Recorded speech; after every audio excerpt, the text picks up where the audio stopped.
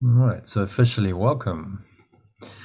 Sally, Sue, John, nice to see you again. Hiya. Welcome back. Yeah, let's. Anything else, Sue and John? Anything to share before we go into today's material? I was reading the Fear of Redemption this morning, which kind of caught my interest. Okay. What was that? Yeah, I mean, I understand it. It's just I just kind of get into the profundity of it. Hmm. Yeah. The what were you reading? Just say that. Oh, the Fear of Redemption. Fear of redemption. Okay. Yeah. So that's in the text. In the text. That's a section of the text. Okay. Yeah. Was that a previous one? Where are we? We're on Probably love. yes. Yeah, we're on two emotions today, I think. Two emotions. So, Sue, anything happening for you? No, not really. Okay. I just need to say we need to go at 3:30 today because we have to get back for something. Right. Okay. So that's what, an hour and a half? Yeah. Yeah. Okay. And Sally, you? Yeah, me too. It's always about 3:30. I have to go. Yeah. Yeah. Okay. So probably won't get through everything I wanted to, but then Iona's joining, so she'll do the second shift. We'll do the workbook lesson, shall we? That's a decent session. So let me just share my screen. Okay, share screen.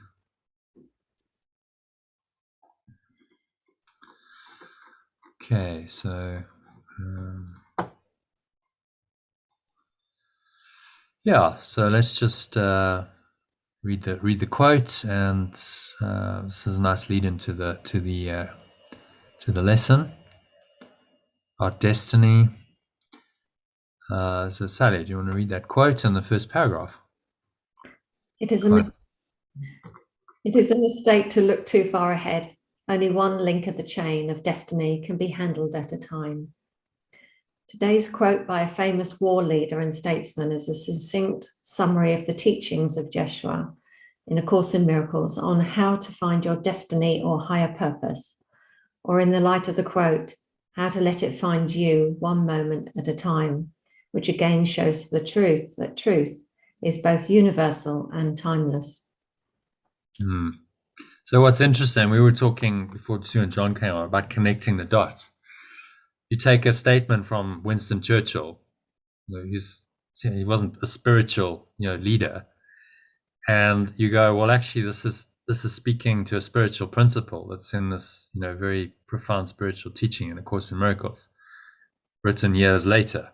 And so you start connecting the dots, going, well, look, there's one universal truth here.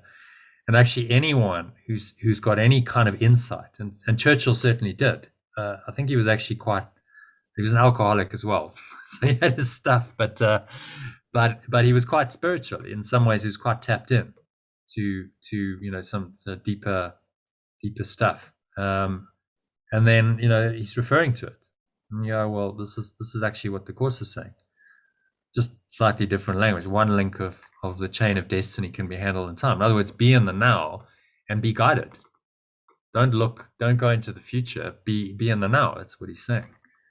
Power of now, etc. So yeah, it's just interesting in these quotes from various people across different history periods of time that you start to see this very, very common theme coming through that really links into the Course's teaching very nicely.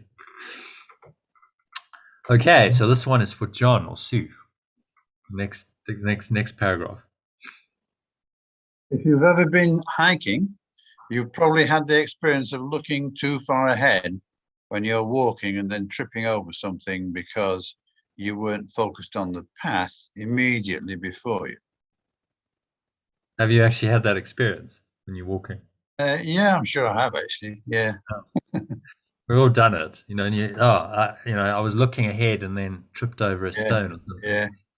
So it's Yeah. the same. It's the same risk in life. We need to focus our attention on the step that you're currently taking. So just be fully present, moment by moment. I mean, that makes complete sense. But the ego mind, always wants you to go into the future, focus on the destination rather than the journey. So, well, when I get, we're hiking, when I get to the end. So the whole point in the ego's mindset of a hike is to get to the end. Which, what's the point then? It's the process. It would be a bit like saying with music, oh, well, we just want to get to the end of it. So just fast forward it. Let's do the whole symphony in a minute and get to the end, because it's crazy when you frame it in those terms. But that's kind of how a lot of people are living their lives. Let's just get to the end and get over with the process as quickly as possible. The whole thing is the view. No, you're going to get to the top of the mountain, you're going to get the view, and that's going to be the amazing thing. And forget the walk. That doesn't matter, because it's the end that's important, and the end justifies the means. This kind of thinking. It sounds crazy when you put it into these terms, but that is actually the way it operates and tries to operate in our lives. Okay, Sue, I'm going to read the next one. This focus on each step. You face the same risk in life. It's essential to focus your attention on the step in your life that you're currently taking, i.e., be fully present moment by moment, or you risk stumbling and falling. Okay, and then do you want to read the next one as well? This focus on each step you're taking is particularly important in difficult times in your life, when everything seems confused and confusing, and the future a dark and foreboding menace in your mind.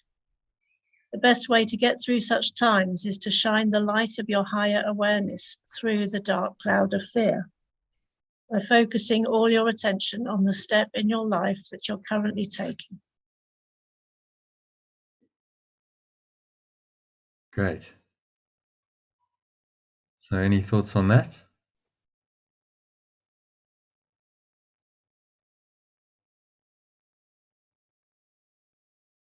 It's about being aware in the moment, isn't it? Not lost in your head. Yeah.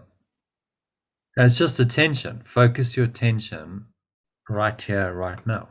What are you doing now? So in Zen Buddhism, they talk about, the essence of Zen being doing one thing at a time.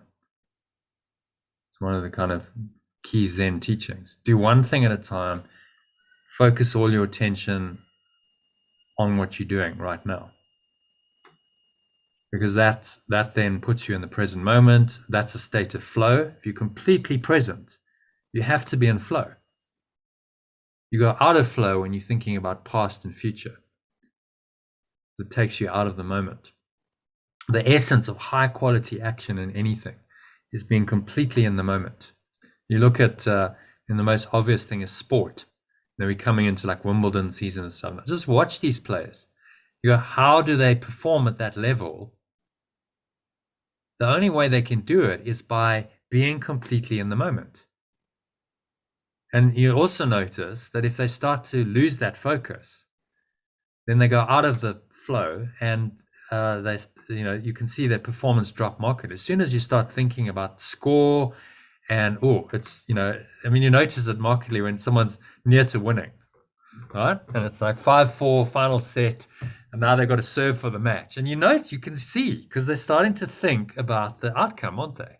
Instead of like, I'm just totally in the moment and I'm bouncing the ball and I'm, there's an anxiety over, the outcome's coming. And this is the fascinating thing that you can observe. You can see how the mind's playing out. It's a mind game ultimately in this high level sport. And if someone goes out of their flow and they're not focused in the moment, you see it, and their performance will drop straight away. Now, I know this because I was a professional squash player, and in the first part of my career, when I turned professional, one of my big challenges was getting over this I've got to win, outcome orientation rather than being focused on the process. And it's an absolute killer for your game. You just cannot perform at a high level if you're focused on the outcome. And you see it so directly. So it was a really good learning forum for me, because it was so obvious the difference in my performance based on my state of mind.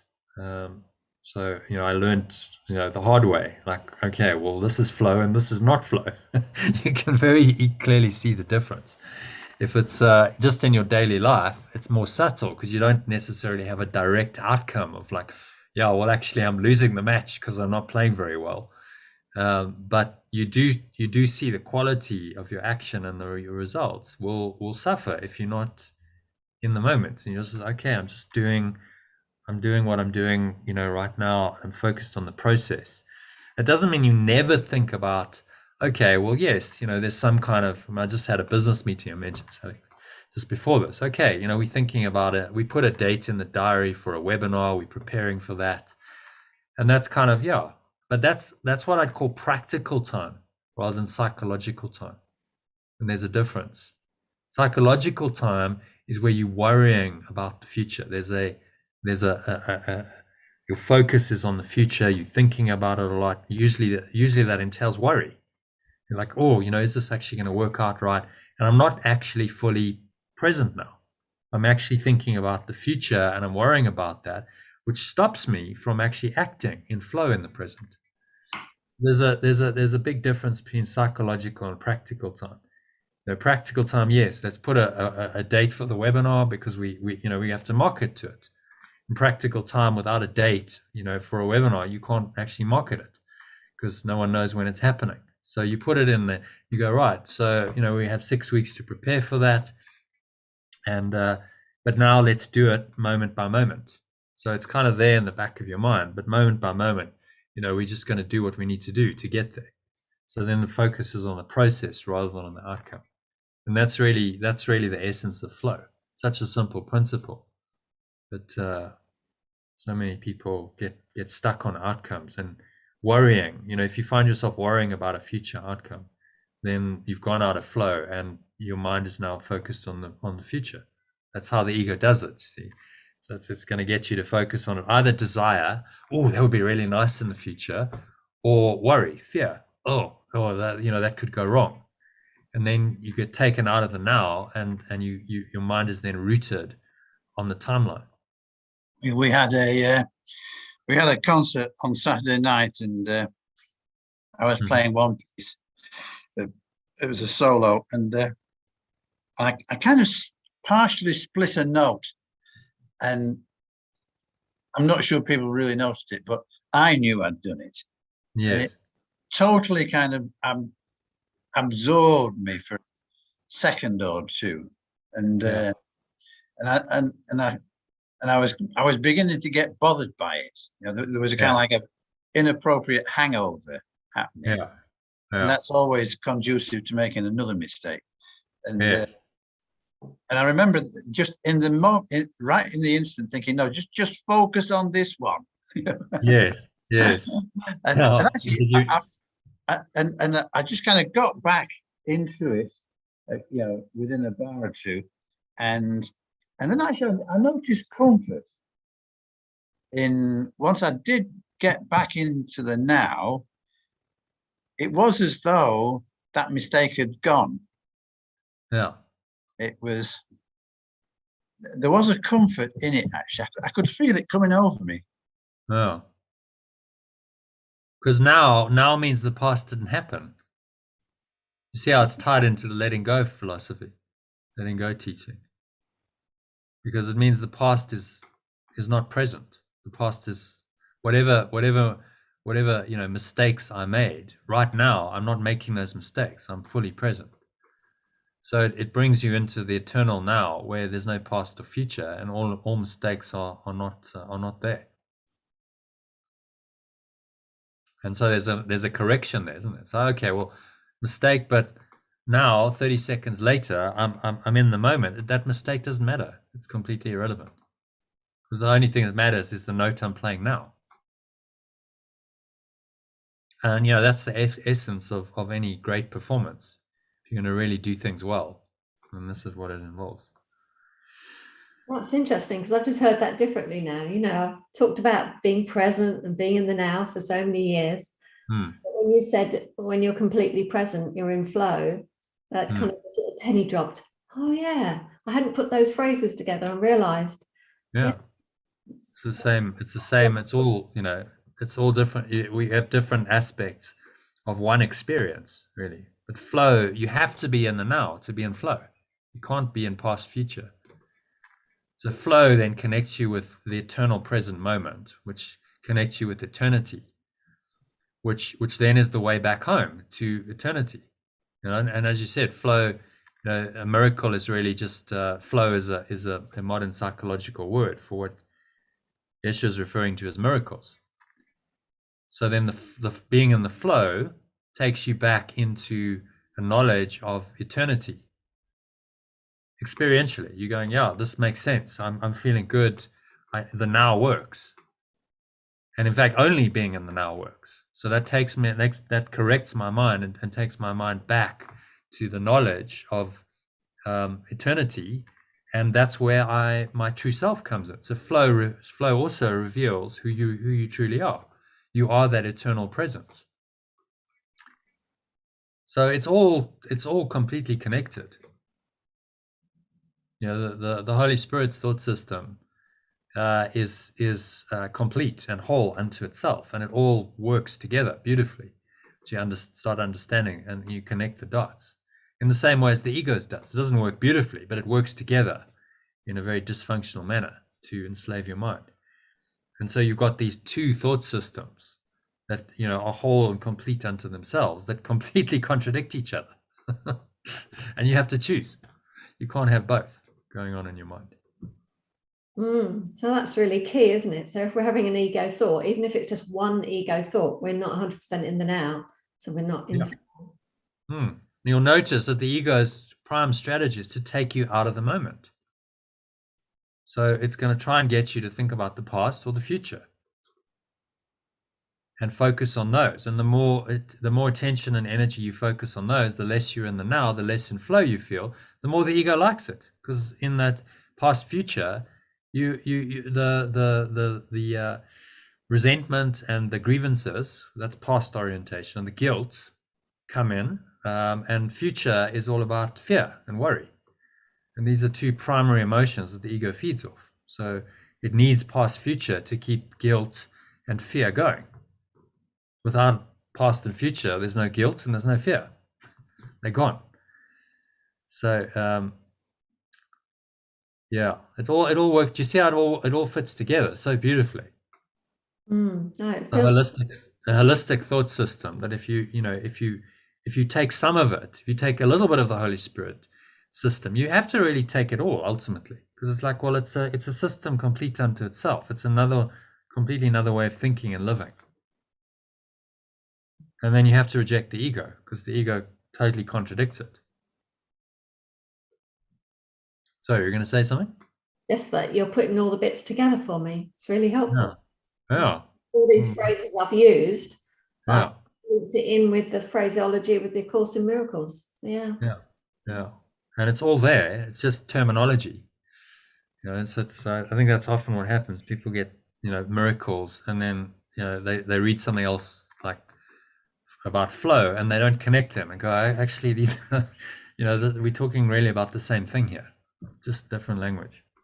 And like we were saying earlier about miracles, I used to think miracles was like when somebody gets out of a wheelchair and walks after 10 years of not being able to walk. That was what I used to think a miracle was. Yeah, it's a common misunderstanding, isn't it? Now when you're just thinking, well, it's just a shift of perception, it's like, oh wow, I can do that. I can do miracles. Yeah, exactly. So that's why it's helpful. Like a miracle's a correction. That's what he really means. When I started the course, years ago, I thought it's about phenomenal acts of manifestation. That's what I thought a miracle was. Wow, cool. Jesus walked on water and, raised the dead, and I'd like to do that. So yeah. And then, as you get into it, you got to go, okay, but that's not really what he's talking about. It's much deeper. It goes to the very foundation of your perception. You change your perception, that's a miracle. You shift your perception, you just got a miracle. Well, you can do that multiple times a day, can't you? And that will take you into the flow and into the miracle, feeling much more connected, feeling in the now, and so on. And this, just to mention this, that an unworried state is one of the two symptoms of enlightenment, according to teachings of Vedanta, which is one of the 6 schools of Hindu philosophy based on the Vedas, which is the most ancient teachings of India. So not being worried is key, because if you're worried, you're not in the now, and your mind is always in the future, and that's not going to make you very happy. So it puts you on the timeline, just to show you that timeline. The more you worry, the more you get rooted on the timeline, because you're basing it on the past. Your worry is based on past mistakes, grievances, things that have gone wrong. And now you project that into the future, and you go, well, this or something like this might happen in the future. And that roots you onto the red timeline. And it makes you identify with the character in the dream on the timeline, and makes all these things, these events in your life real, and it makes the emotions real. So the ego's psychological emotional attachment to the timeline is rooted in past future. Obviously, it's a timeline. So that's what keeps the whole game going. And the eternal presence of God or love or pure formless awareness is what corrects it. So it's like take your mind out of past future in each situation and just take it into pure formless awareness and reinterpret the situation. Those are the blue arrows coming back from here. Reinterpret it, look at it differently. Okay, well, I don't need to be worried. Holy Spirit's got it. I can just relax into the moment, and like what you did, John, you just described a miracle. When you were playing, there was a mistake, and you noticed the ego giving you its interpretation. Oh, you messed up. Focus on the mistake, focus on the past, and you just corrected it. You said, no, the thought came in, just focus on what you're playing now to correct it. And then you managed to get into that state and was like, yeah, it's as though the mistake never happened. So that's a miracle. Just instantly in happening in your mind. Why do you play? It's that shift in perception, which then puts you into the flow state, because now you're in the present and you're gonna perform much better. Your playing is going to be better quality because of the miracle. So then the external manifestation of it on the exterior is a confirmation that this is true, that this works. I'm just going to show you this integral model. So Yeshua talks about course manual. There we go. He talks about these two different aspects. Go here, integral model. So the miracle is both a correction on this level. It's a change in your individual interior mind, state of mind, thoughts, emotions, beliefs. The miracle is also the observed behavior. So he uses it for both. Talks about the miracle as a correction, and he uses it as well. It's also the effects that you can see is also part of the miracle, because it's actually one. The interior creates the exterior. So then you get the effect of a better performance. You play better, and people enjoy it more, and they feel connected, and you feel connected to them, and that's the behavioral outcome. That's the miracle on the exterior level of the shift in the internal perception. And they're connected. One leads to the other. But it starts here. It always starts with a correction in your mind. Okay, so any questions on that? Should we go back? I think I suppose the shift that happens with the individual can also be seen on the collective. We just maybe not see it happening. But when we're in our flow state, we're affecting the whole of the energy, because we are it all. So the external isn't just localized to us, is it? No, my thoughts, he makes it very clear, my thoughts are shared. When my mind is healed, my mind is healed, not healed alone. That's one of the workbook lessons, which I think we'll get to fairly shortly. When I'm healed, I'm not healed alone, I think is the exact phraseology. Because when I change my mindset, when I change my mind, that goes into the collective mind. There's really only one mind.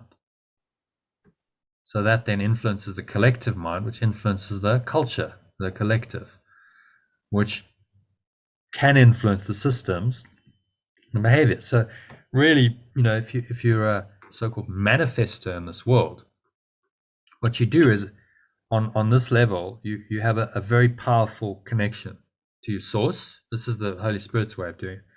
Very powerful connection to your spirit, to the truth, and then you act on it. You act on it consistently, persistently. Look at, say, what Yeshua did in his life. He acted on it persistently, consistently, in focused, directed ways.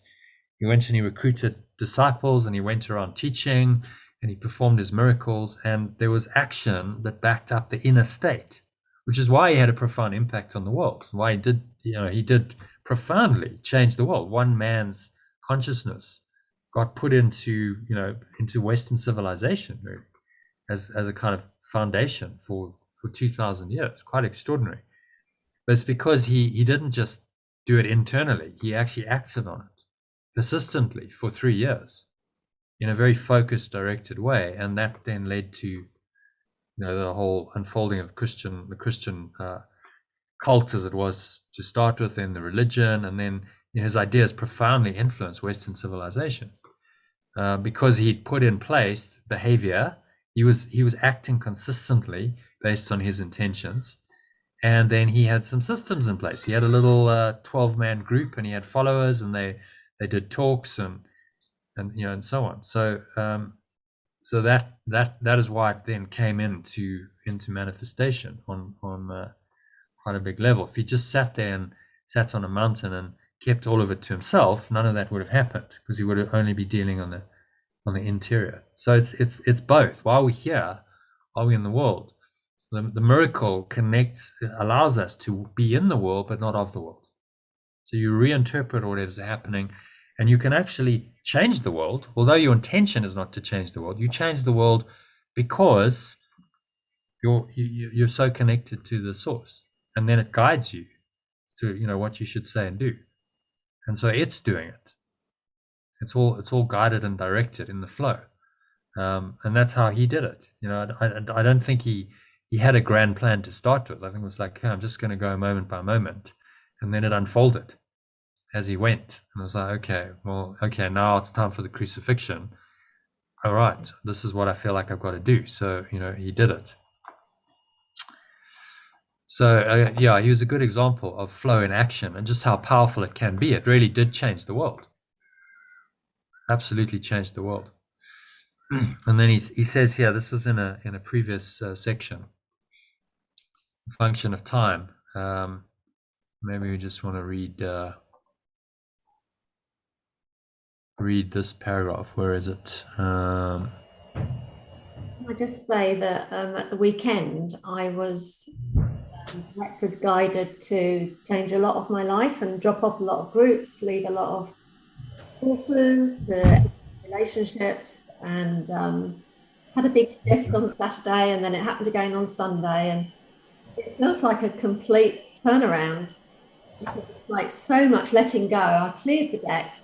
I had all this space in my life, and some bits have filled in already, but there's space there for something new to come in, and that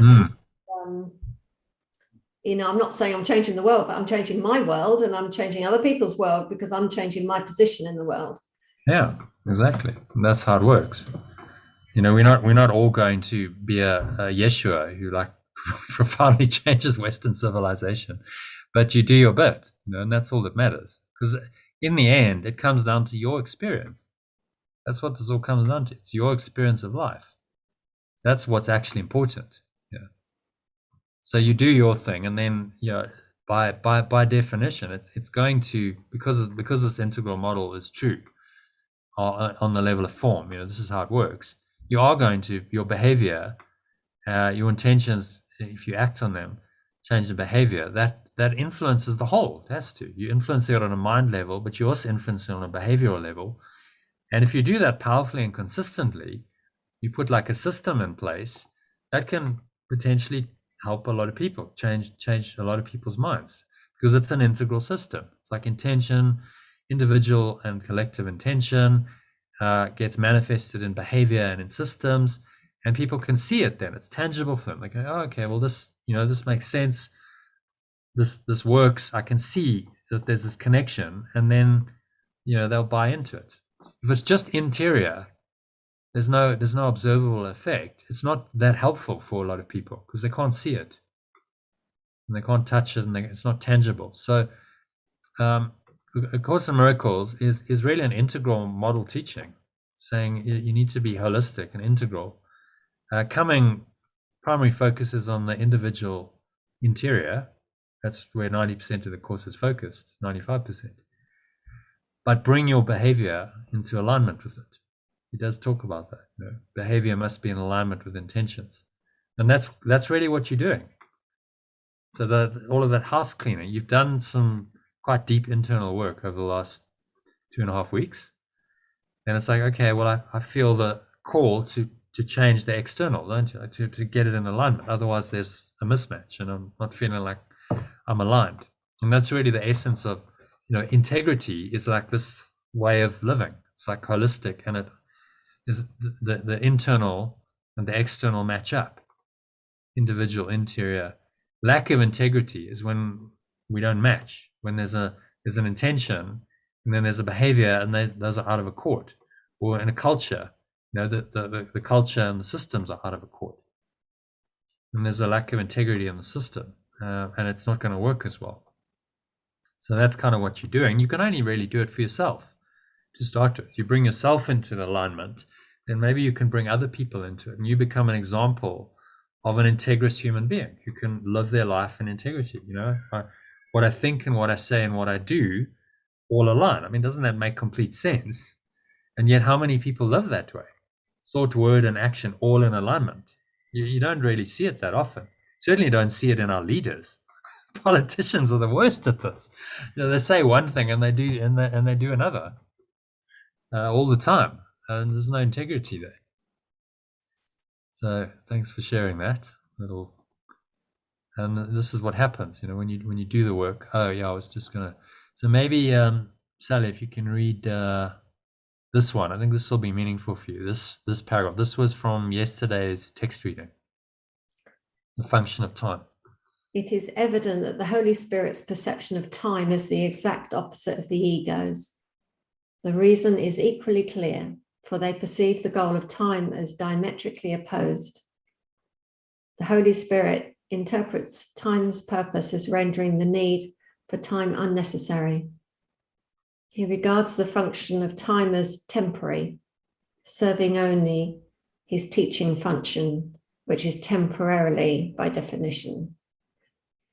His emphasis is therefore on the only purpose of time that can extend to the infinite, for now is the closest approximation of eternity that this world offers. It is in the reality of now, without past or future, that the beginning of the appreciation of eternity lies. For only now is here, and only now presents the opportunities for the holy encounters in which salvation can be found. Powerful. So there he's giving, power of now, Eckhart Tolle. It's all there, and he's actually using the word now, which is interesting. Only the now is here. Only now presents the opportunities for these holy encounters. So you understand what a holy encounter is? How would you describe a holy encounter in your words? So it's when you meet someone and you see in them, you see the one self, you see the Christ, you see that they're not separate from you, that you're one, and then you behave accordingly. You speak and act accordingly to that perception, them as one. And in these holy encounters, you find salvation or awakening, because in that encounter you go, oh, actually that really feels good, that feels loving, that feels flowing, and I'm learning that this thought system of oneness, it works, and it's a whole lot better than conflict and separation. So, but I have to be now. I have to be present. If I'm not present, if I'm in the past and I'm holding a grievance towards the person, because that's past orientation, or I'm just thinking, well, what can I get out of this person? I've got an objective. I want to do this. I'm not really seeing them, am I? I'm kind of overlooking their beingness, and I'm just looking at past, future. I'm seeing them through the lens that I want to see them, and I want to perceive them, which is past, future. They're a resource. Let's say you're having a business meeting. Oh, this person's a resource. Oh, okay, great. They've got to do this, and you just see them as like a factor of production or something. Okay, well, what are you going to do? You're human doing. What are you going to do? And your value's tied up with that perception. So, and we see the kinds of errors that happen in the world because of these misperceptions quite clearly. If ever you've been in the corporate world, I mean, it's so obvious how this works.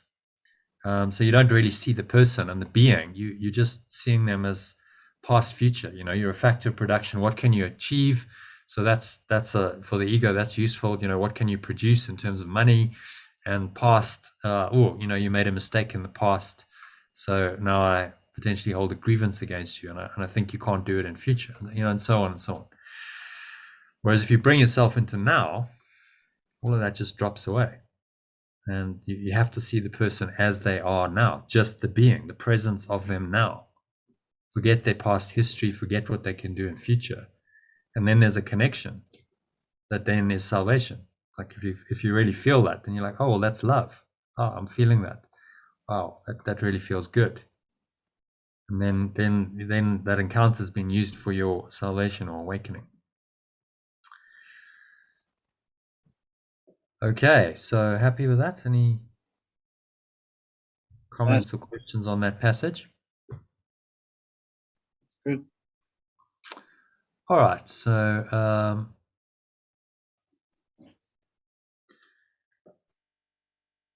let's just finish these two paragraphs and then we'll go into the lesson, shall we?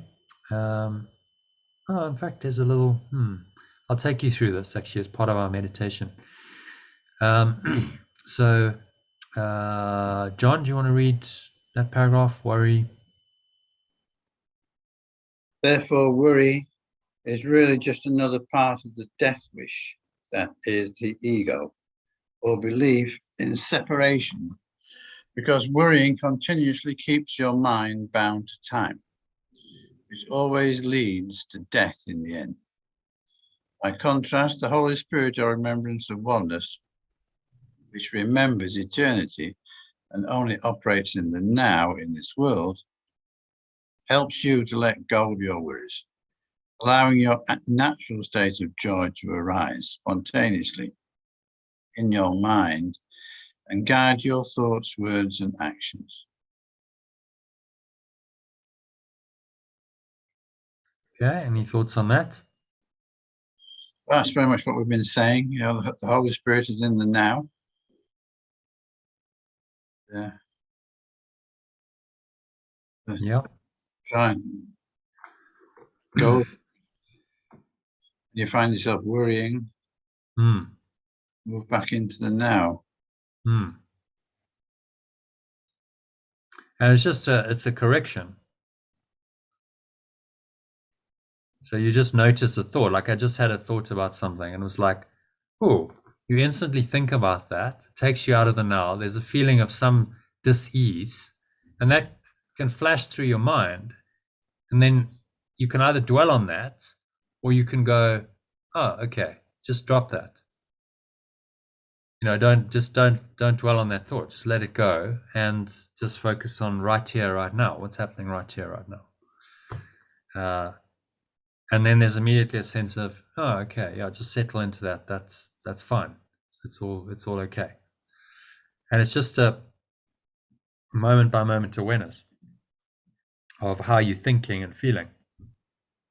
And if you're feeling out of accord, if you notice yourself going out of the now, then you just bring yourself back. Bring yourself back into, okay, right here, right now. And these kinds of spiritual practices like meditation, breath work are designed to help you do that. Okay, well, just focus on your breath. If you're just watching your breath, how can you be thinking about anything else?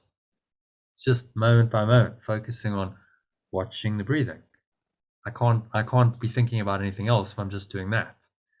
So that's the value of some of these spiritual practices. They bring your mind into the now, and they create a way of doing that. Because if you just say your mind's off on a track and you're thinking about the future, just be now, that's not that easy. If you go, okay, well, just focus on the breath, that's much easier. Okay, I'll just drop into that. I'll do that for a minute. And now my attention's back in the now because I just focused on my breath. So they figured this out. I mean, these practices are thousands of years old. They're hardly new, but they work because they are tools to bring your mind back into an awareness of the now quite easily. Okay, and then Sue, if you want to read the next paragraph, and then we'll go. Because joy is an emotion that powerfully and positively affects the quantum field in which we all seem to live, an unworried, joyful state of mind leads directly to the second indicator that a fundamental transformation of mind is happening in a person. That more and more meaningful coincidences, what Carl Jung called synchronicities and ACIM calls miracles, start happening in your life. Okay, any thoughts on that? Well, I think that's very true, isn't it?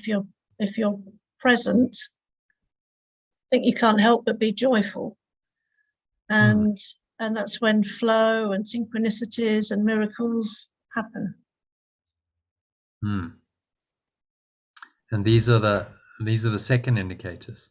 Second indicator of enlightenment in the Eastern teachings is that you get these coincidences, or what Carl Jung called synchronicities, Course in Miracles calls miracles, start happening more and more in your life. And that's the flow, whatever you want to call it, synchronicities, miracles, flow. It's the same thing, just using different terminology to describe it. It's what Lao Tzu called Wu Wei. It's the flow of life. It's effortless effort. Just things are happening. You're doing stuff, but it's all in flow. And that's one of the lovely things about this path. It actually works, and you can have some pretty amazing experiences. If you get into synchronicity and flow, it's like, oh wow, amazing stuff can happen. Not necessarily raising the dead, walking on water stuff. I mean, phenomenal manifestation. I've had a few totally mind-blowing things, but those are sort of very much the exception. It's more just like, yeah, hey, wow, okay, so like I just happen to be thinking of someone and then they call me, or like that just kind of worked out really well. I was a bit worried about it, but I let go of the worry, and then something just unfolds. Actually, that's just. And it's just, these are just confirmations that you're on the right track. So the reason you need the external confirmation is, imagine if you were doing all of this work and nothing changed on the external. It would be like, I'm doing all this work and nothing's changing, so therefore it's not working. But you see the changes, and then that confirms to you, yeah, look, this work, and this thought system of the Holy Spirit does actually work. I'm seeing the external benefits. I'm experiencing those benefits. So we need that to convince ourselves, because there's a feedback loop from the behavior, this external domain, into intentions. We get confirmation that our intentions, we change our intentions, something happens on this external level to give us a better outcome. That then reinforces that intention was correct, that we're on the right track. So Yeshua is using this integral model as very much part of his whole course. He's saying, look, you need that feedback loop. The miracles, the external miracles, show you that the internal ones are that this kind of thinking is working, and then it encourages you to continue. Because if you never got that feedback, you would probably lose heart. Go, well, nothing's changing, so why am I bothering? But you do start to see the results as you go. Okay, so I was just in time for I think, given we've got about 50 minutes, shall we do I'm going to take you into a meditation based on this little mind training exercise I put in here, and then I'll lead that straight into the lesson. So we'll do that, and then we'll still have some time left over to actually discuss the lesson. How does that sound? Yeah. Yeah, sounds good. Okay. Minutes for what? Sue and John have to leave in 50 minutes. We'll continue, I know, but they and so does Sally. How big is the lesson? Because I've got work to do. How big is the lesson? It's about 10 paragraphs, I think, something like that. I've got till 4 o'clock is okay. Yeah, okay. Well, we'll cover we should get through the lesson then. We'll do a meditation and we'll cover the lesson. If we can't do the text, then we can't do the text. Yeah. All right, so let's go into the med then. So just make yourself comfortable. We're sitting feet shoulder width apart, back straight.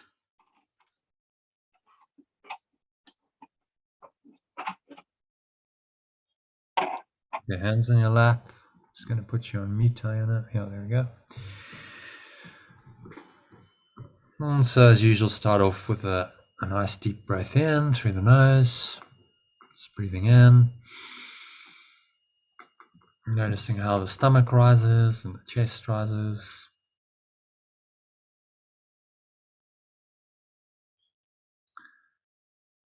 And a subtle flow of air in through the nostrils.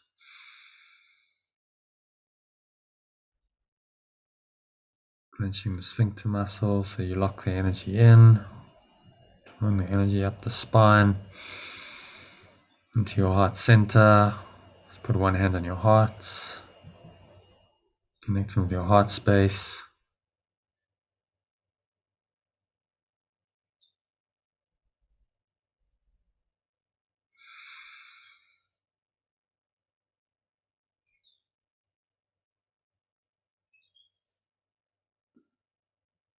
Draw the energy all the way up into the crown of your head, just pausing at the top of the inhale.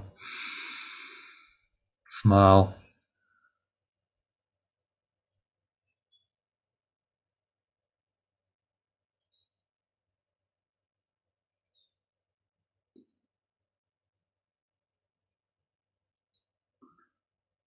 And just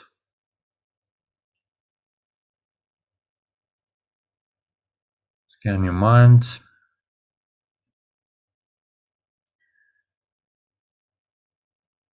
Notice any thoughts, any emotions, any sensations going on. Anything that feels at all negative or limiting or contracted, constricting in any way. And just apply today's lesson to whatever it is. So today's idea is my part is essential to God's plan for salvation, or my part is essential to perfect love's plan for awakening. So in this situation, my only part is to let go and allow love to flow into my awareness again. So if there's any kind of fear, any anxiety, any resentment, grievances, just breathe into that. Whatever that kind of tight, constricted energy is, you breathe in, you just loosen it, bring in some spacious awareness into your mind.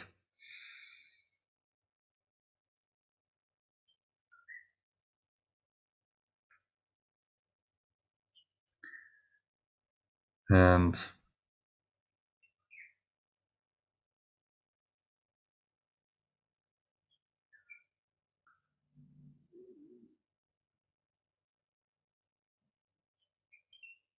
you must be willing to let it go. So my part is essential to perfect love's plan for awakening. So I need to exhale.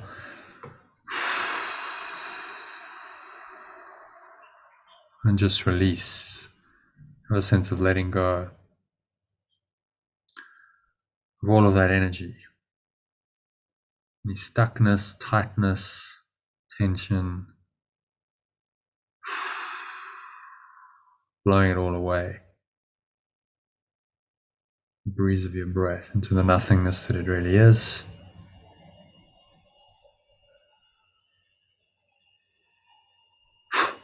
Pull the low stomach into the spine. Expel the last remaining air out.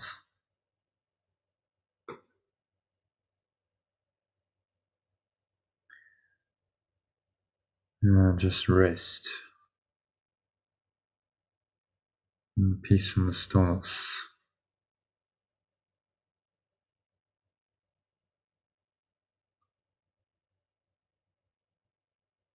In the now. There's peace. There's flow in your mind. You're just present and aware. Without having to think about anything. You're not thinking about the past or the future. You're just completely present now.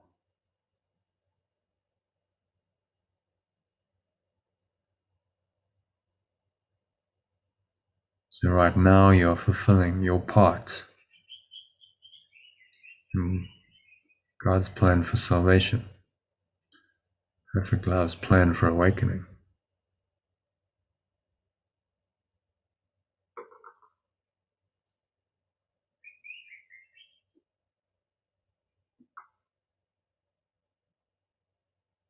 And there's nothing you have to do. Just, it's an awareness. Just be in this open, empty, spacious awareness.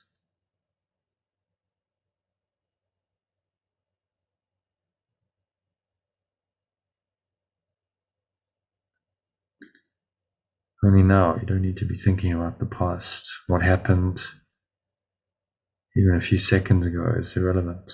Just right now. So watch your breath. Just breathing in and out through your nose.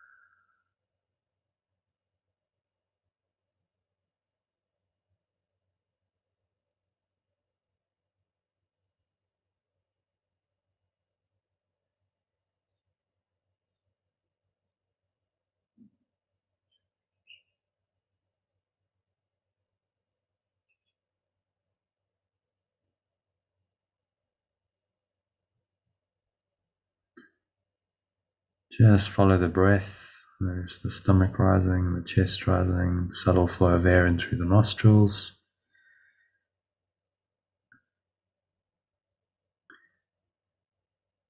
And then you let the process reverse. And you exhale.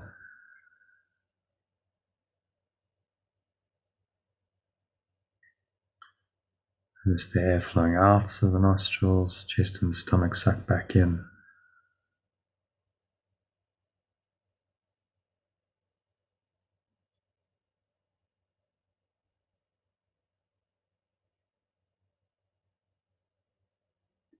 And then the cycle repeats itself. Your mind's wandering. Focus all your attention on the breath. Say to yourself, my part is essential to God's plan, love's plan for awakening. And right now I am awakening to the present moment, to the power of this presence within me.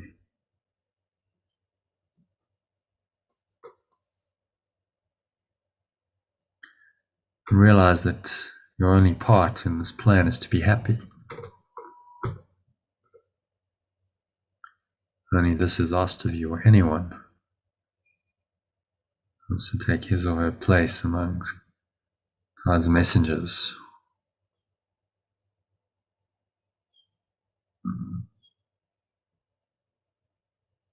Love's messengers. Think about what this means.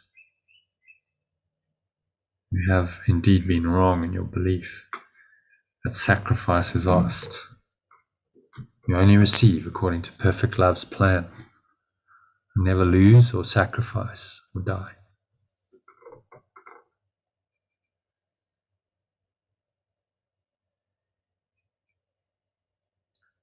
Try to find that joy that proves to you and all the world that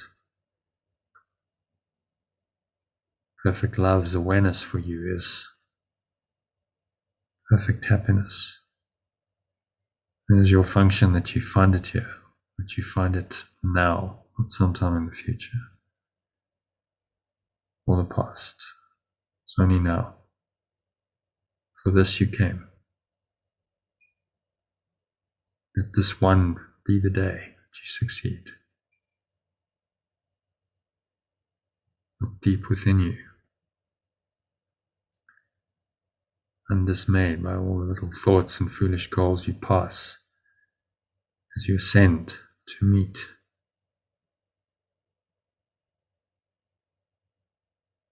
Christ, or the true self in you.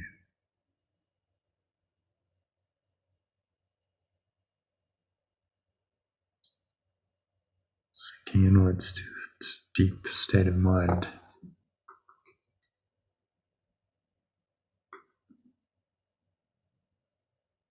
This is where you will hear guidance. This is where the Holy Spirit, or remembrance of oneness, will reveal itself to you. So, I'm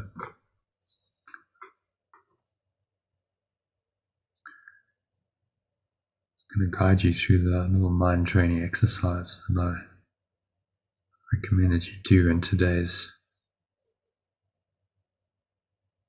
email and text message, so you can check with this intuition and see how it's actually worked in your life. So take another nice deep breath in through your nose. Feel the stomach rise, the chest rise, clench your sphincter muscle, lock the energy in. Feel energy rising up your spine to your heart center. Just put one hand on your heart, connect with your heart space.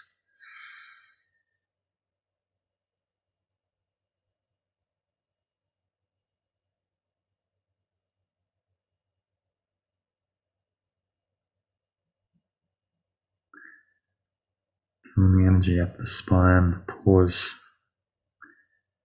And just bring to mind an event in your life. You felt an inner nudge. Maybe it was a persistent call to do something that maybe didn't make much rational sense at the time. And think about what happened when you listened to, acted on this nudge or call. So you're just reflecting on the past, but using it for learning purposes. It can be useful to learn from your experiences. To reflect on what happened,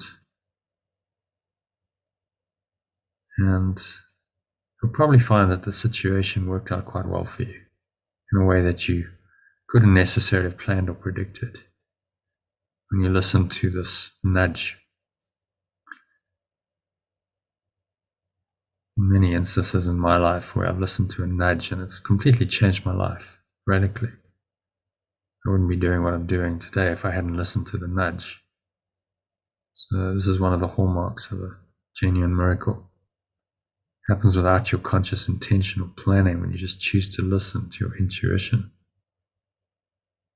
So it's the voice of the Holy Spirit, or the remembrance of oneness. It's always guiding you. To have experiences that lead you to a greater awareness of and faith in oneness or love.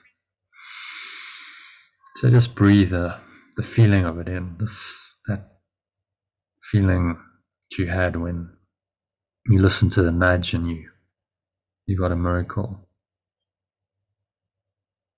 So notice how that felt, anchor that feeling in. The more you pay attention to your feelings, the more they can guide you in future.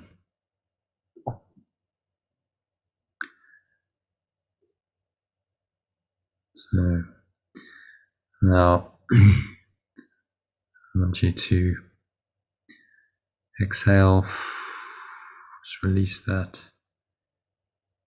feeling, and breathe in again. As you breathe in, bring to mind a situation which you did feel some kind of inner nudge. There was an urge, maybe a persistent urge, and you denied it. We've all done that at some point. And you preferred to listen to the voice of so-called reason, which is also known as your ego, or belief in separation. And you followed that. And breathe in, just observe, well, how did that go? What was the outcome? How did that make you feel? Was there some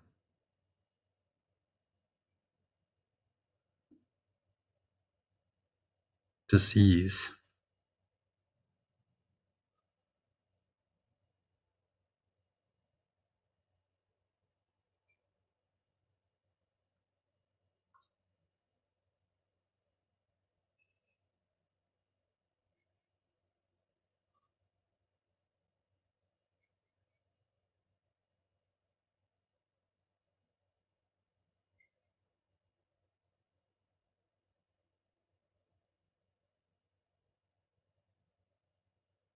Notice that. Breathe into it.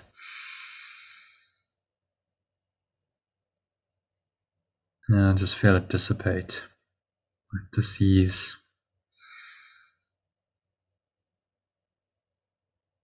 It's useful to notice that, that's what happened. And that when you don't follow your guidance, it does lead to dis-ease. But now just let it go. So forgive yourself. Release it. Let it go. Exhale out the breeze of your breath to the nothingness. It really is. Blowing it all away like a dark smoke leaving you.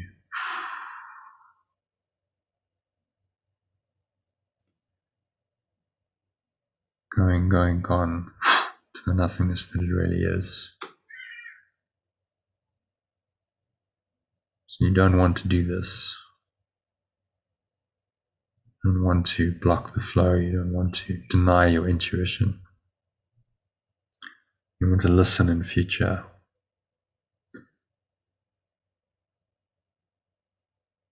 So sink back in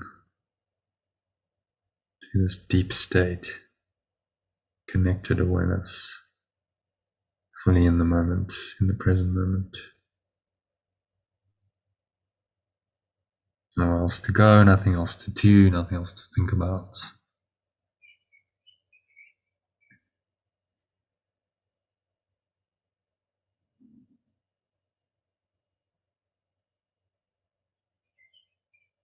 Just breathe, relax, observe the breath flowing in and out of your nostrils.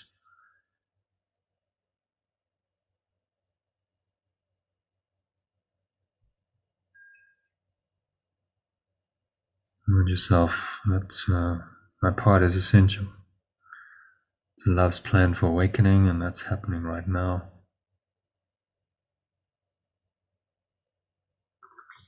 And just sink into the happiness Yeshua advises us to find. Going deeply into the happiness, experiencing it. Look deep within you. Undismayed by all the little thoughts and foolish goals you pass, you send to meet the Christ in you. Send to meet the true self in you. The self will be there, and you can reach it now.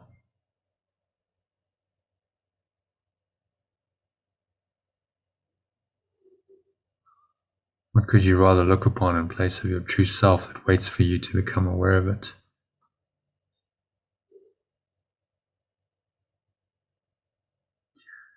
What little thought has power to hold you back? What foolish goal can keep you from success? In pure formless awareness, perfect love itself calls to you.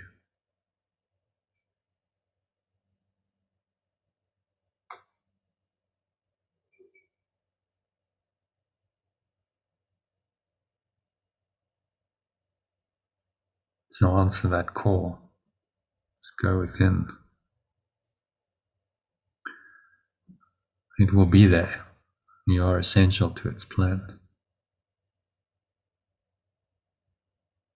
You are its messenger today. You must find within you what it wants you to give. So just rest in this presence.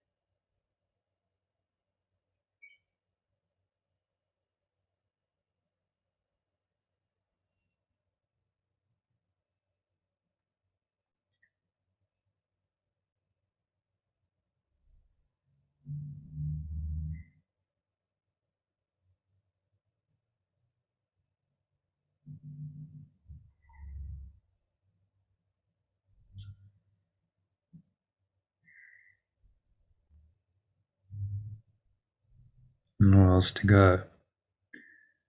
Nothing else to do. Nothing else to think about.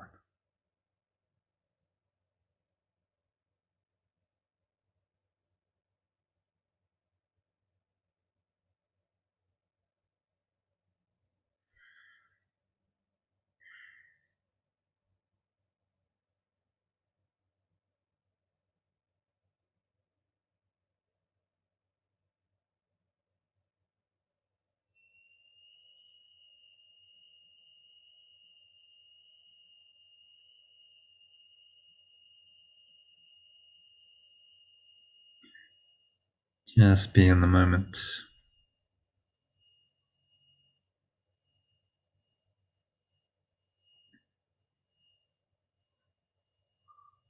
The spirit of love just wash through your mind.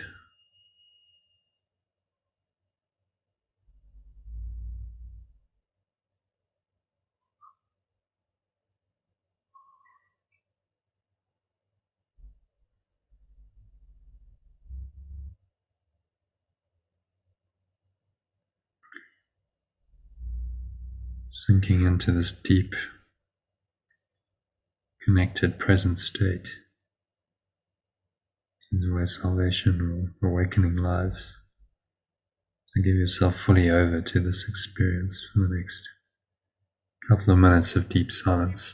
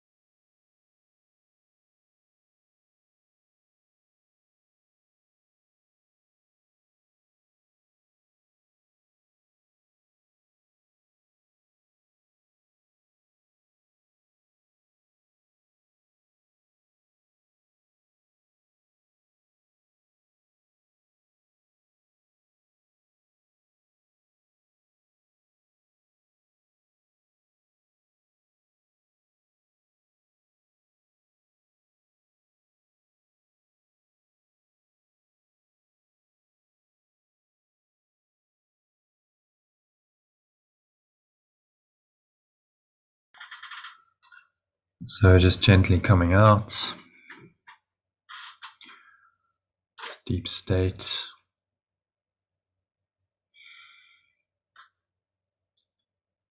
On the count of 3, you're going to open your eyes. So 1, just breathing in, noticing how the stomach rises and the chest rises and the subtle flow of air in through the nostrils.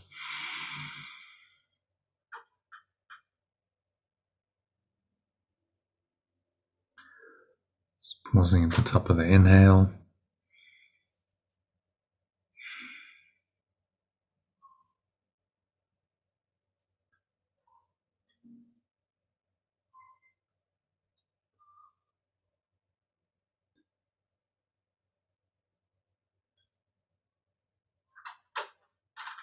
Smile. Scan your mind again. Notice any thoughts, any emotions, sensations going on in the body. Anything that's not perfect happiness, just observe it and release it with the breath. Remind yourself that my part is essential in love's plan for awakening.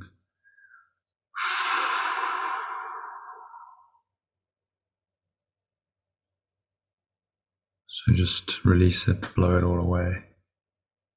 The breeze of your breath. The nothingness that it really is. Feel the chest and the stomach subside. Energy raised up into the crown, subsiding back down. The low stomach and the groin. On the count of 2, notice the weight of your body pressing down into the chair, feet touching the ground. Noticing what you're feeling and touching.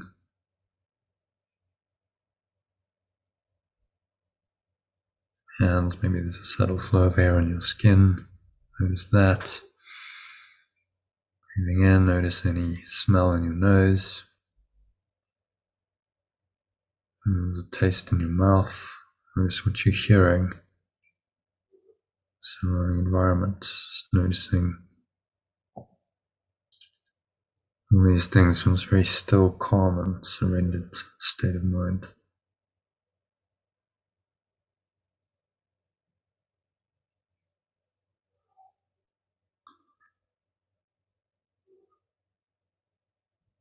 Just present, not judgment and interpretation, then it's just this presence in your mind. So anchor that state in for the rest of the session in the afternoon and evening. So it is said, so it is done.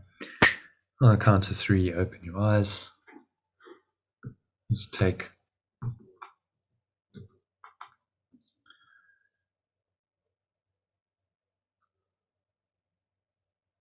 a minute to look around, just observing various objects in the room, bodies, in this very calm, peaceful, detached state. Notice that your awareness is the same.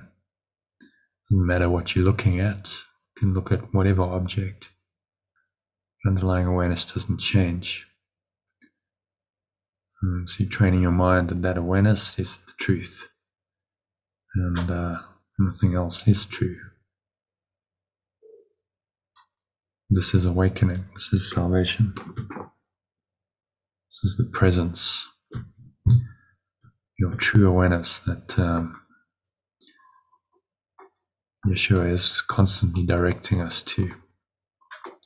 Pure formless awareness of perfect love, as we translate God. So that brings us to the end of the meditation. And we have about 20 minutes left before Sue and John and Sally have to go. So should we have a little look at the lesson then?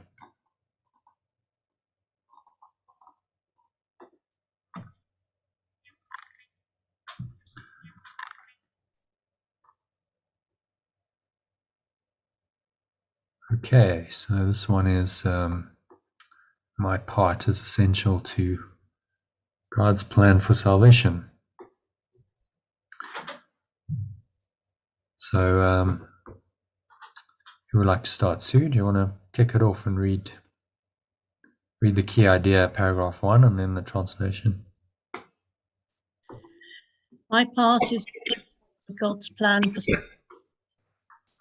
Just as God's Son completes his Father, your part in it completes your Father's plan. Salvation must reverse the mad belief in separate thoughts and separate bodies, which lead separate lives and go their separate ways. One function shared by separate minds unites them in one purpose, but each one of them is equally essential to them all.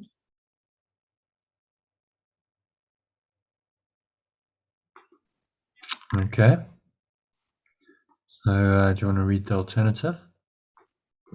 Just as perfect love's extension completes its source, so your part in it completes your source's plan. Awakening must reverse the mad belief in separate thoughts and separate bodies, which lead separate lives and go their separate ways. One function shared by separate minds unites them in one purpose, but each one of them is equally essential to them all. Okay. Any thoughts on that? So in that last sentence, each one of them, so that's each separate mind, essential to all our separate minds. Yeah. One function shared by separate minds unites them in one purpose. Each one of them is equally essential to them all. So every mind is part of the one mind. And one function shared by seemingly separate minds unites them. So if we only have one function, which is awakening to who we really are, to this presence of love, then that unites us, and each one of us is essential to the whole, to them all. Does that make sense? Yep. And yeah, anything else stand out for you there? Awakening must reverse the mad belief, separate thoughts and separate bodies, lead separate lives and go their separate ways.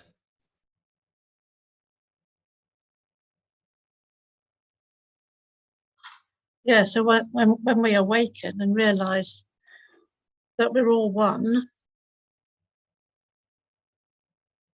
or the other way around, when we realize that we're all one, we then awaken to our true function. And it reverses this mad belief. I mean, it's pretty much of an undoing of the entire world. Reverse the mad belief in separate thoughts and separate bodies, which lead separate lives and go their separate ways. That pretty much describes our world, doesn't it? Yeah. All the bodies living separate lives, going separate ways, doing their various things. That's the world of time, the human condition we seem to live in. He's saying that, awakening reverses all of this.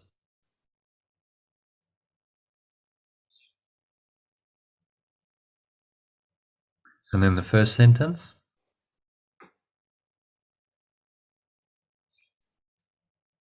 Thoughts on that? So just as we complete our source, so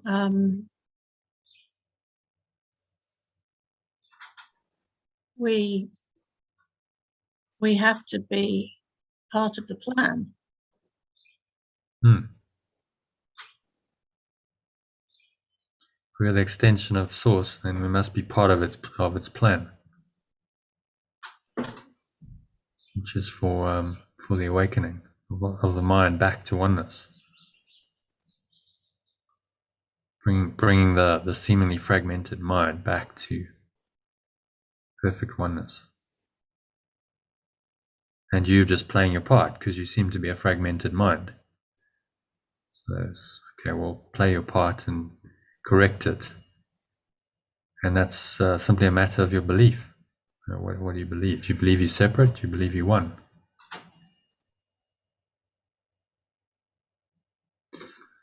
Okay, so happy with number one. I think we've done a reasonable summary of that. Yeah. Number two. God will be your perfect happiness. Why should you choose to go against his will?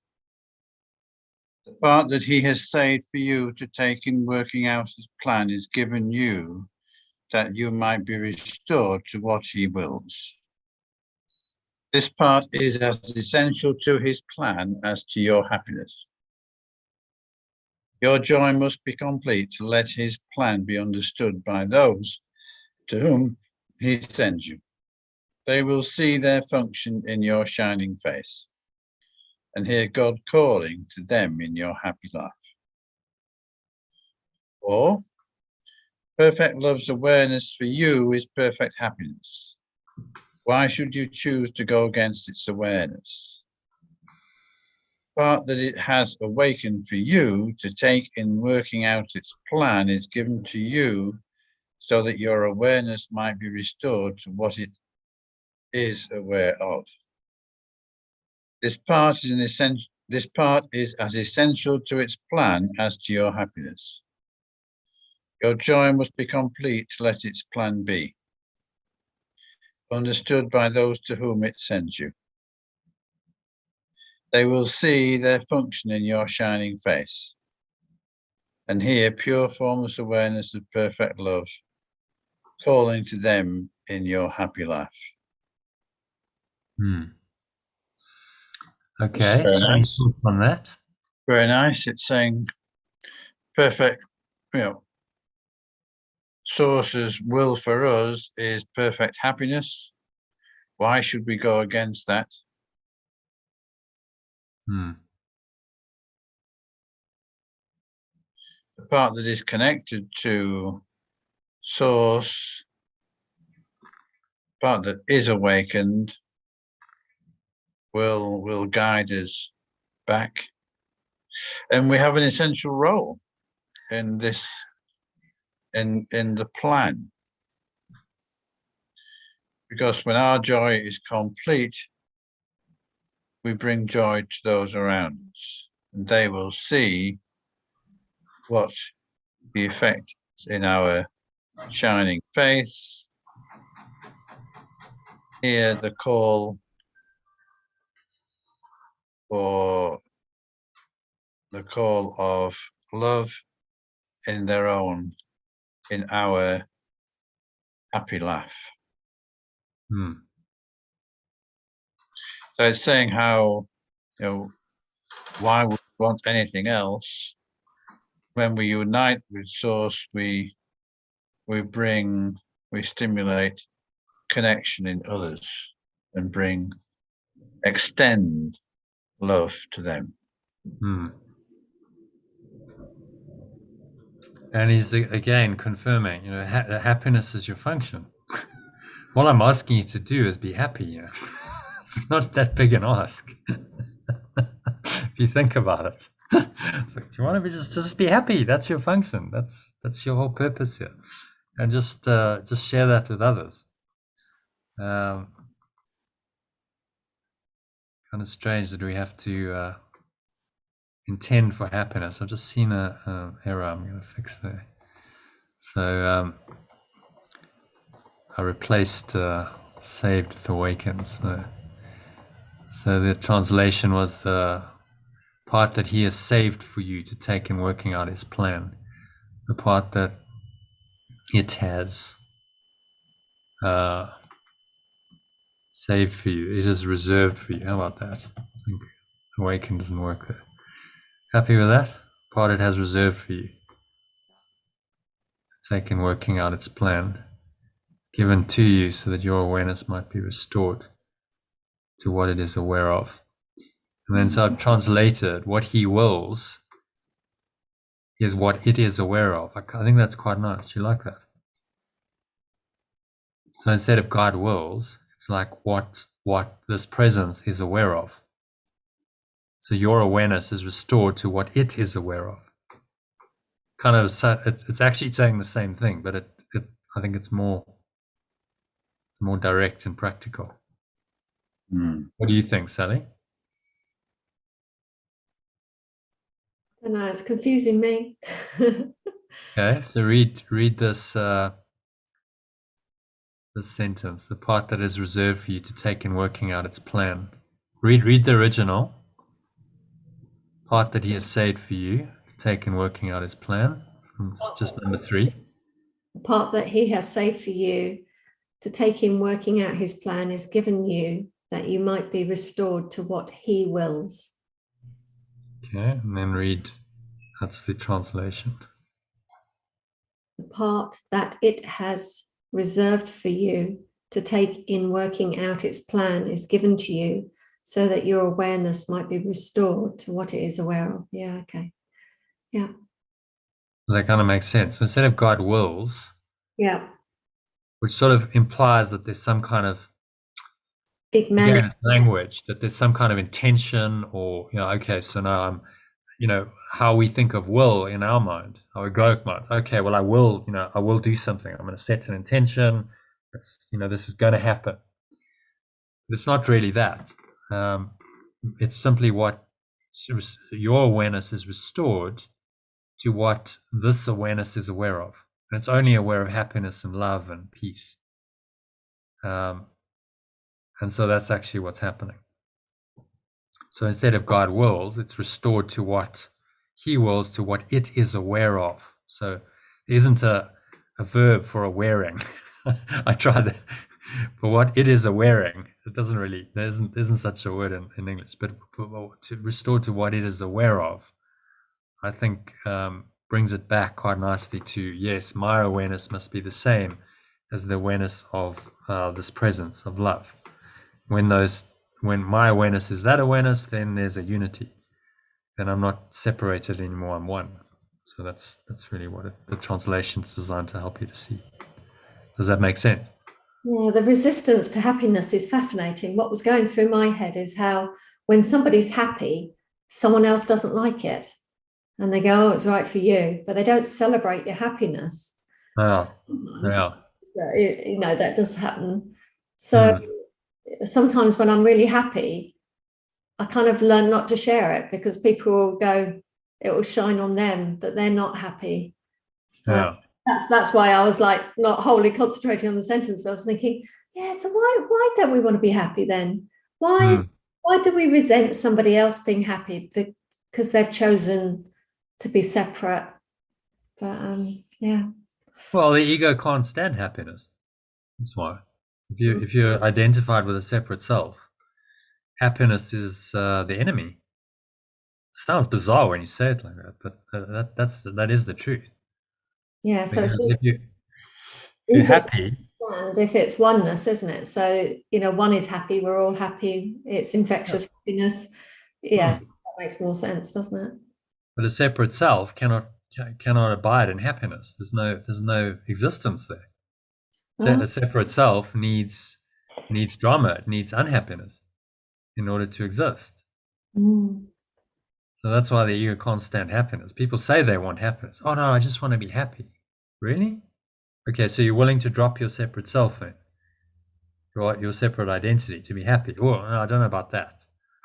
Well, that's the equation. That's what he's saying. You want to be happy, then you're going to find happiness in perfect oneness. You're not going to find happiness in separation. And the degree to which your mind is separated is the degree to which you'll be unhappy. I mean, if you observe, you have clients and so on, you'll see that the most unhappy people are the ones who are most separate from others in their mind and from their source. That's how it works. And the healing is, okay, well, by degrees, people start to accept that maybe I'm not alone, I'm not separate. And they start to let go of some of those thoughts and emotions based on separation. And then they start feeling happier by default. So he's saying, this is the plan, simply to restore your awareness to perfect oneness. Perfect love's awareness is perfect love. So that must be your awareness too. So it's to restore your awareness to the awareness of perfect love. Okay, that's perfect oneness. There's nothing in perfect love. There's nothing else going on. It's just that, and only that. And of course, that's game over for the ego. There's no separate self there. It's just the pure formless awareness of perfect love. It's just our translation for God. So you simply hear that awareness calling you, saying, come back to this awareness. Because you left, you departed, and this hasn't made you happy, and you'll never find the answer in separation. So just return your mind to this awareness, and can't fail to be happy. It's such a simple teaching, really so simple. But the ego will deny it from all it can. So no, there's all kinds of other purposes and there's all kinds of other goals that you need to be, focusing on here, because that's the way the world's set up, isn't it? It's a just massive distraction from the truth, so that your mind goes in all kinds of different directions and will never find the truth. That's the purpose of the world. And these lessons are just a counter to that. Say, no, we'll just bring it back. Bring it back to oneness. Bring your mind back there, and you have to be happy. It's inevitable. Okay. Have we got time for one more paragraph? I think it's nearly 1:30 your time. So if you need to go, then... Yeah, I'll go. Thank you very much. Lots and lots to think about there. Yeah, lovely. So I'll see you tomorrow, hopefully. Tomorrow, yeah. Okay. See you then. Yeah. Thanks, Jono. Sally. You also logging off, Sue? Yeah. Okay. See you tomorrow. Nice to see you again. Yeah.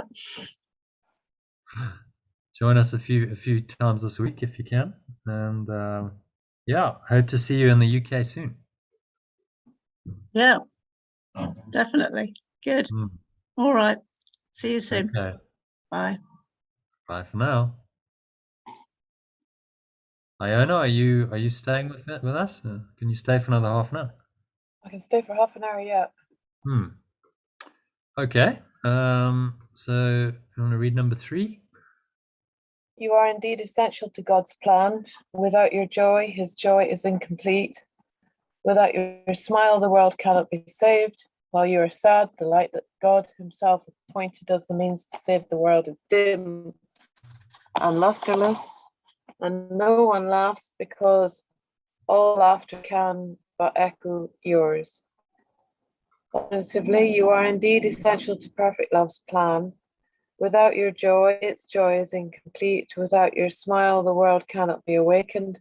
While you are sad, the true awareness, the pure formless awareness of perfect love itself, appointed as a means to awaken the world, is dim and lusterless, and no one laughs because all laughter can only echo yours. That's very self-explanatory, that one. There's nowhere else to be, nothing else to do, but be in that part of perfect love. Yeah.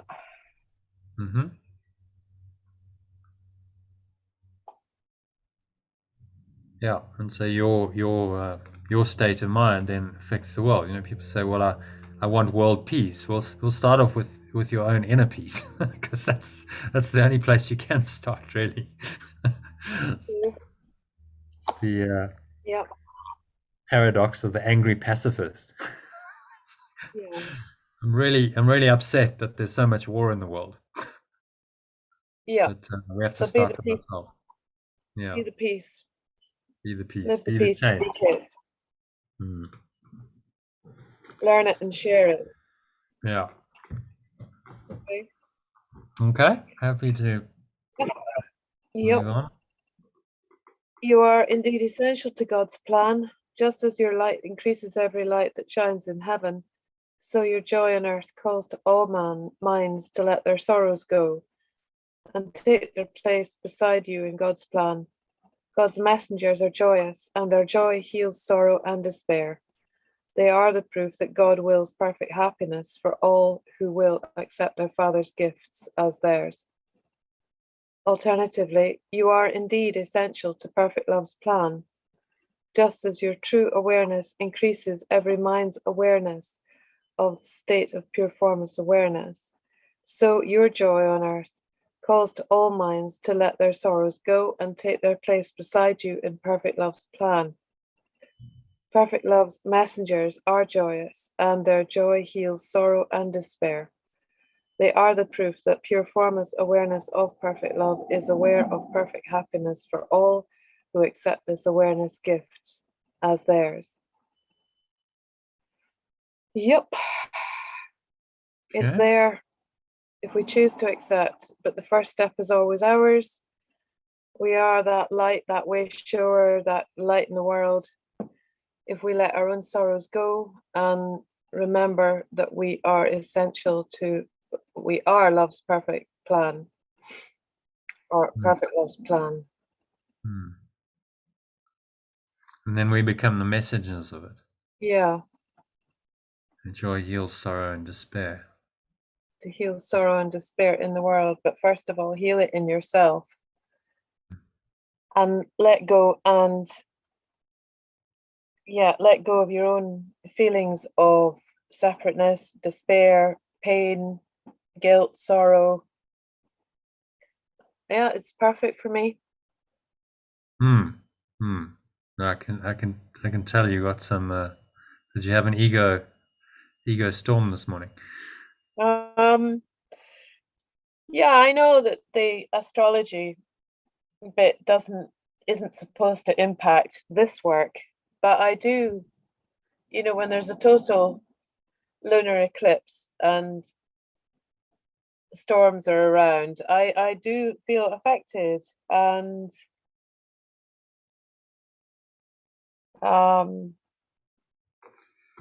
yeah, I'm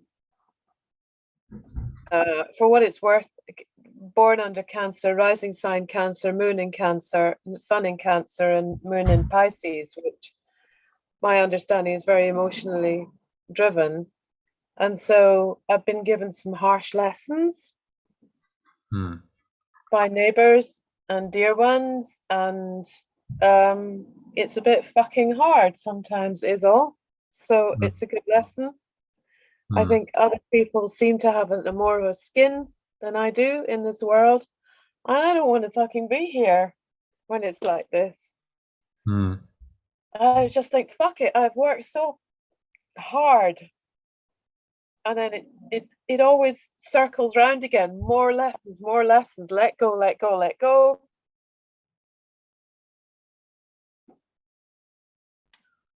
Well, you're peeling the layers, and it's not easy. No, and sometimes the mighty companions, I don't know where they are.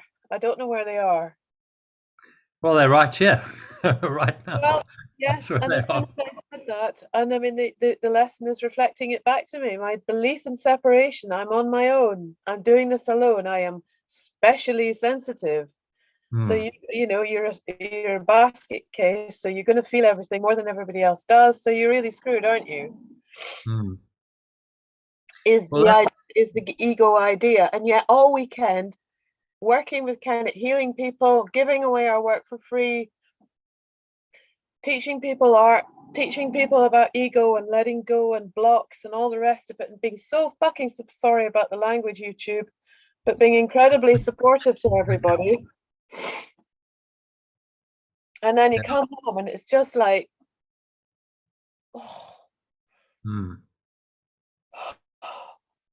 I don't, my belief is that I'm not surrounded by mighty companions, that I am alone in this. So that's what it is. So I'm speaking these words and trying to apply them to me. I have no problem in applying them to everybody else. Really, I don't. Well, this is the, heal thyself, isn't it? It's really looking. And so I think if you're going out and you're being love's messenger, which you did all weekend, then then often it, it comes back, and now, okay, so you're back home and you're just sitting with yourself, and it's your own life and situation, and that comes into kind of stark contrast. Mm. And then you have to see the places where there's still separation. There's still a belief in separation going on, and it's your belief. The truth is, it's a mirror.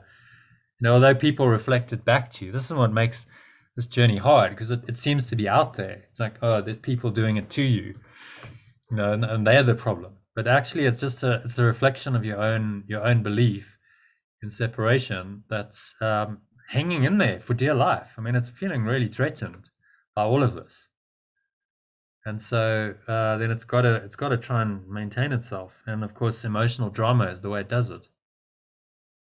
Unhappiness and separation thoughts and feelings of being unfairly treated, being the victim, and so on. People around me don't appear, and I know this is my projecting up, but do not appear to be affected by this stuff. They're perfectly fine to project shit on me, or to carry on as if. I had enough of it. Well, that's a good thing to say. Okay, so how do I change it? I mean, you can't change them. You can change yourself. You can change your perception of it. That's the first thing. Is can you really let it go and not have all the ego's negativity, grievances, and all of that arising. So that's first up, and then from that stage you might get some guidance as to, okay, well, this is what needs to happen. This is what you need to do. Maybe that means you speak frankly. Speak from the heart. You speak frankly, and you say, okay, enough. I'm not doing it anymore. It's okay. Well, it's true. After all these days of healing and art and working for free and driving and all the rest of it, and then somebody comes along and says, no, you pay for the damage. You pay for that damage, and then I'll pay you back when I can. Fuck off. And do you know what? I agreed to it, and that's the nub of it. It's like, yeah, I can do that. I what's money in the whole kind of scheme of things? And then I thought, what an idiot. Why do I do this stuff? And then, I've been heard and witnessed, and Kenneth saying, no, you missed a vital step there. What's wrong with you? What's wrong with you? Yeah, good question. What the fuck is wrong with me? Or maybe I want to just smooth things over. Maybe I just don't feel like I was taught to stand up for myself. Well, it's one of David Hoffmeister's big things is no people pleasing. It's quite a big one. Yep, I need to do that more. No people pleasing. So this doesn't mean you just roll over and go, oh well, yes, you just get your way because that's going to avoid conflict, and I'm just trying to please you, because that's completely the antithesis of this teaching, saying, yeah, I mean, you don't want conflict, but you do need to stand for truth. There's no doubt. So that means you've got to say no. Well, then you say no with love, with kindness. You say no, I'm not doing that, and you're okay. You're entitled to do that. Doesn't mean you're a doormat. It means that you're actually strong in your own power. And you're going, oh, I know I'm worth more than that. I don't have to be a victim in this situation. I don't have to take poor treatment, because that's part of the victim identity, isn't it? Mm-hmm. Oh, well, I deserve to be unfairly treated, so I keep attracting that and I just take it, and then I feel resentful, but like I keep accepting it. And part of the healing of the victim is like, no, enough. You know what? Enough. I'm not doing it. I'm not taking it anymore. Mm-hmm. No, I will not be mistreated. I won't be unfairly treated. I won't be abused. I'm not going to stand for that, because I am a son of God and I deserve to be treated with respect. Yeah. Very simple. You do. But you have to claim that. You have to claim and say, no, you know what? I deserve to be treated with respect. And this is the first step he's talking about. It's not just, yeah, I'm willing to be healed and awakened. And it is the first step being willing to wake up. Mm. And I've shown that, but there seem to be other painful, more, I probably think there's probably not an order in difficulty in steps. It's just another thing that I've got to reveal to myself and say, yes, I have been a victim and I no more, because it doesn't serve me. It never served me, and I feel used. And so then what you get is you get the lesson coming up perfectly. It's like, okay, well, here you get the lesson in being treated unfairly and seemingly being a victim, showing up for, so that you can undo it. That's the whole point. Well, that's what I was trying to remember. I really, really tried to remember. And as a parent, I don't think the kids have the first idea about how their behavior between each other impacts their parents. That's one thing. That was a big thing. And then sitting yesterday in a room where I was being consistently talked over and ignored. And then this morning on an errand, in the pouring rain, 2 missions to try and rectify situations that neither of which were of my own making. It was absolutely brilliant and so tough, because all the time I was thinking of cold, wet rain. This is for your letting go. This damage to your car is not of your doing, and yet you are here doing the work. And then you're going to a dry cleaner who tells me they've lost the dress, and then they found it and they hadn't done anything to it, and I need it. And it was damaged because of stuff that was thrown onto my dress, and I just it wasn't something I did. It was tipped onto me. Bloody hell! Great, fabulous lessons. They are, really, because it's showing you that the world of form is not reliable. If you want things to go smoothly on the level of form, which is the ego's addiction. It's like, oh, no, it's all got to be working in form, then things are good. And of course, it just doesn't work that way. This world is chaotic and it's confused and difficult. So you got to let it go. Let go of the attachment to form outcome and say, okay, this is all happening for me to help me let go of my attachment to this world and my identity, the expectations, the grievances, the victim. It's all of this is a projection of your self-concept. It's coming up into awareness to be looked at and released and let go of. And that's actually what you asked for. When you go on this path, this is what you want. But when the lessons come, it's not easy, is it? Because it seems like it's all going wrong, but actually it's going very right. That's the whole point. Thank you.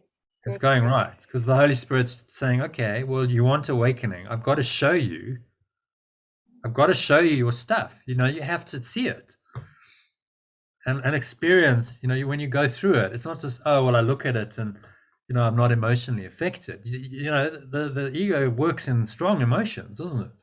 Yeah. It brings it all up, and of course, that's what it wants. It wants you to stay stuck in that emotion.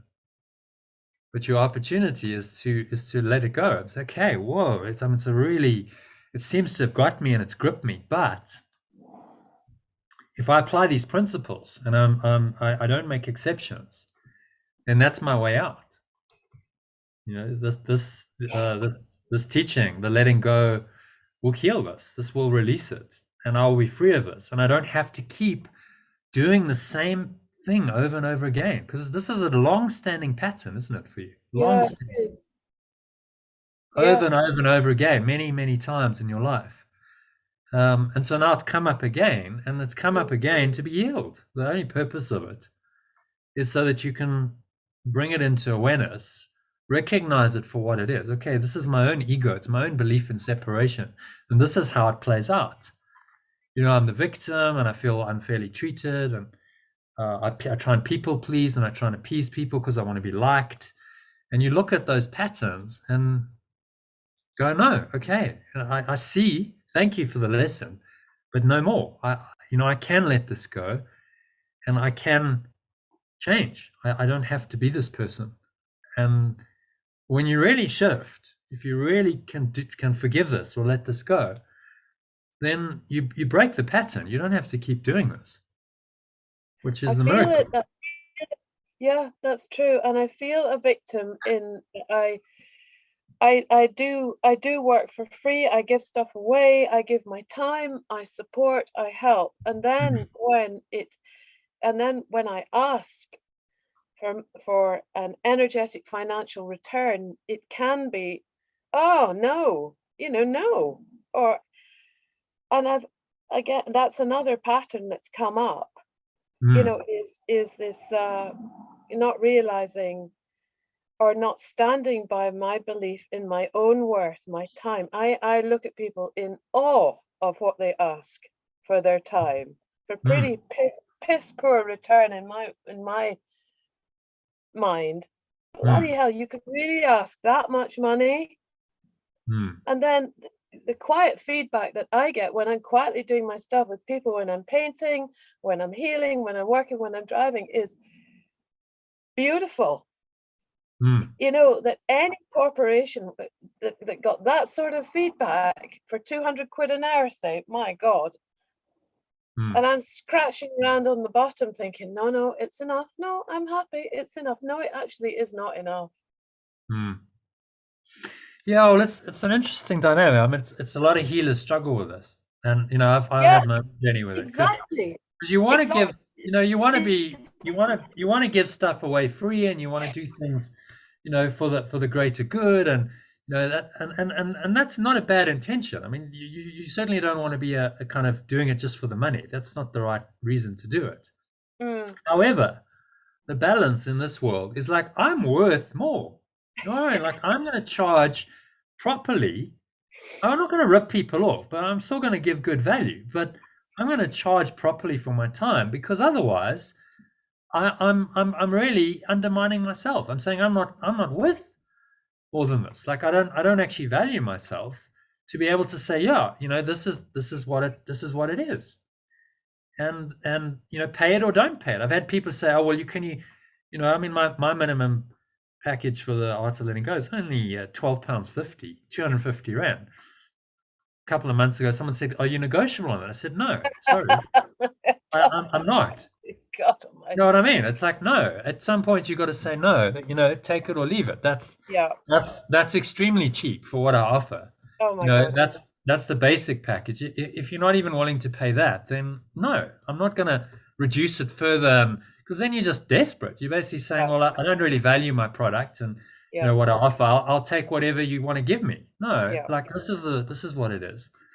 And there's a learning there, because it's your own self-worth that you're really saying, yeah, okay, I am worth this. I'm worth getting paid properly for this, because I add a lot of value. And so that if there's value, then in this world there's a value exchange, because that's the only way I can make this sustainable. If I don't earn money, I can't continue doing this. It doesn't work. No, exactly. I need to buy myself food, and I need to put diesel in my van. I mean, and pay rent, and all the other stuff that people face in the world.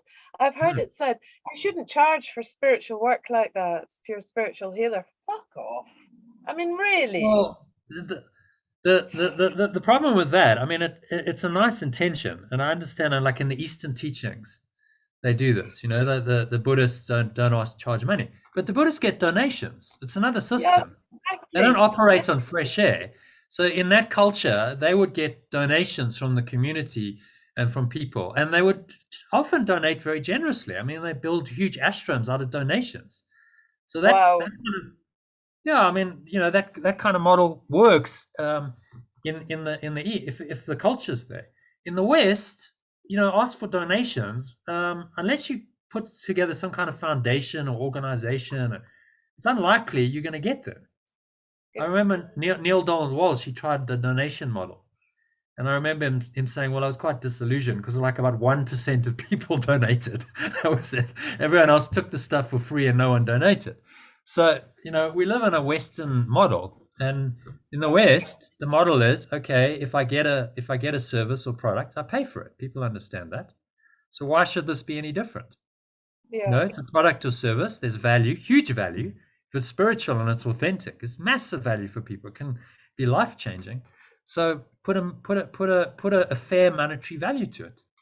You're not ripping people off or charging. You make or overcharging. You make it good value, but you make it at a level where you go, okay, this is actually sustainable for me. This could work for me. Like if I do this, this actually provides a reasonable income so that I can live and support myself. Because if I can't do that, I can't heal. There ain't no more traveling time. And there's no more. Yeah, exactly. So part of applying this is, having some discernment and saying, asking people for a fair return is really part of the whole, part of your own self growth. So I'm worth this. So that's the price. And if you really do that, and you do it in faith, then you'll find that people will start to pay it, because they'll go, okay, there's value here. So I'll pay it, and there's a presence there of this is, I'm worth it. But it's an inside job. You've got to do this in your own mind first, to be like, I actually do this, and then the Spirit will guide you. Okay, so how does this play out in business? And then it'll guide you on the pricing and how you should put it. And I think you instead of people pleasing, you just need to be upfront and say, this is my rate. This is what I charge. Yeah. Before you go, don't make all kinds of promises. Say, okay, this is what it is. I charge X per hour. There's a traveling fee. This is what it is. You agree to it. Okay, put the money in my account. Once the money is in my account, then I get in my car and I go. Very simple. Because then it's clean, simple, straightforward. And if they don't like it, they don't like it. Okay, well, you don't do it then. Because your time, then you go, okay, well, I'll work on other stuff. I'll do some art, and then you don't get this kind of thing happening where you go. I mean, this is also what happens with a lot of givers. You give and you give and you give, and then you don't get a return, and then you feel resentful because it's like, I do. I feel like you're getting back. I do feel resentful. I feel angry at myself for being a mug. And then when the rug is pulled underneath and a deal is made to give away my time, my work for free, I'm just, I give up. So anyway, I understand, and I do understand my lessons, and I find it very painful today. So I can see what the time is, and I do need painting time today because preparing for an exhibition. Yeah. Okay. Where, do you know what? They're taking 48% commission. Wow. That's quite a lot, is it? It's the biggest I've ever paid. 48%. It's nearly half. Interesting, 48, not 50. They also thought, okay, well, we'll just drop it by 2% and make it a bit more palatable. I would think 10 or 20 is more reasonable, really. Percent. It's ridiculous, and I'd committed because exhibition opportunities are a bit thin on the ground, and I'd committed, so I just have to swallow it. It's another way of just sort of crawling back inside and saying, just accept it, just accept it. Well, let it go. Just say that's actually just representative of a thought system that isn't true and isn't real. So although you're operating in it, this is the thing, be in the world but not of the world. Although, okay, so you're doing the exhibition, 48% you're paying out. Just don't make it real for yourself. The emotion, thoughts and emotion make it real, don't they? Yeah. So it's the letting go of especially the emotion. I mean, that's the hard part, especially if you're emotional, because those emotions really get you and you're like, deep emotions. And then, of course, what it's done made the whole situation real because you got a deep emotion about it, a grievance or a feeling of resentment. This is exactly how the ego works. Welcome to Ego 101. It's like, okay, so Iona, you think you're going to escape from time and space, do you? All right. Well, let's see. Let's see how you handle this. And this is, but you're a warrior. remind yourself, you have this power of the Holy Spirit with you. Thank you. You are the Christ. And Thank so it doesn't matter what the ego throws at you. You can handle this. There's nothing that this power cannot handle. But you got to go more deeply into it. So it's like, okay, so if the ego takes it to another level, which it sounds like it has, just done over the last few days, what do? Your only response can be, okay, well, I've got to go to another level. Deeper connection with spirit. Deeper, like, okay, I'm totally reliant on this presence. You do it. You show me. I'm willing to give everything over to you, and you show me. Right. Because then you're going, okay, well, the ego's doing its thing, and it's trying really hard to keep you in its way. Okay, take it to another level, and then that's the whole point. Because then it deepens your connection with spirit through the experience, through the adversity. You have to go, okay, I can't handle this. It's too much. I mean, okay, yes, you, Iona, can't. The victim can't handle it. You freaked out. You're all over the place, an emotional mess. Well, what can handle it? Okay, but there's an awareness in me, this invulnerable, invincible presence that is not affected, that is not moved, that is unshakable in the face of all of this. And you have to go there and find it. And all the turbulation is just covering that over. Because the ego does not want you to find that unshakable presence. If you can find that in the eye of the storm, in this, then you're like, wow, what a powerful lesson. Okay, I can drop into that even when the ego has created a huge shitstorm. I can go into the eye of the storm. I can be still in that presence, powerful in that presence. I can find peace no matter what, and then I can get guidance in that place. And I can be guided as to what I should think and say and do moving forward. Right. Okay. And that's taking, then the ego has no answer to that. You find that presence, that awareness, all it can do is try and create more turbulation. So you can find that still calm presence within. Major lesson, major undoing of the ego, because you can do it this time. Guess what? It's a powerful reference for next time. Ego tries again. You're like, well, I've done this before. You threw a shitstorm at me then. I got through it. I went within. I found the presence. I can do it again. And it gets easier. So, yeah, it's all good, Iona. Because it means, what this means is that you are pushing the ego into a corner and it's fighting for its life. So that's why the only way it can do it is to create drama in your life and bring up all these deep-seated patterns. And then, it seems to be terrible, and it's all. But it's in this process, the genius of the spirit is it's revealing it for you. That's the whole point. Because how else do you know that this stuff is there if it's buried in your subconscious? True. If everything's kind of going smoothly in your life, it's like, la-di-da, happy, but it's kind of sitting there deep down. It's just not. It hasn't arisen, but it's sitting in your subconscious. So what you actually need these triggers to bring it up into conscious awareness.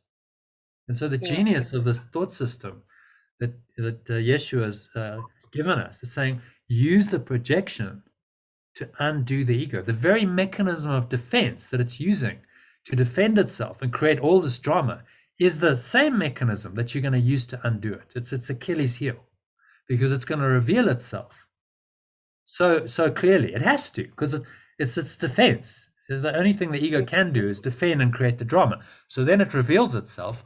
Now, with this teaching, you bring it into conscious awareness and you say, okay, you just showed me, this is all the stuff that's going on. Thank you. Victimhood, unfairly treated, people pleasing, and make a list of it. Okay, well, that's what it's laying out for me on the table. It's all there. Wow, what an opportunity to let all that go, to see it in the clear light of conscious awareness. This is the light he talks about, true awareness. And say, okay, I see it. Wow, I've just seen the ego revealed. Do I want this? Is this an entity that I want in my mind to be running my life? Does it create good results? Is this making me happy? And the answer is very clearly no. It's obvious that it's not something you want. No. Okay, so I'm willing to let all that go. And that constitutes the core of your ego. That victim identity is the absolute core of Iona's separate self. Yeah. You can let that go. Using this situation, you could collapse your whole ego just by doing complete forgiveness or letting go on this situation. That's how powerful this is.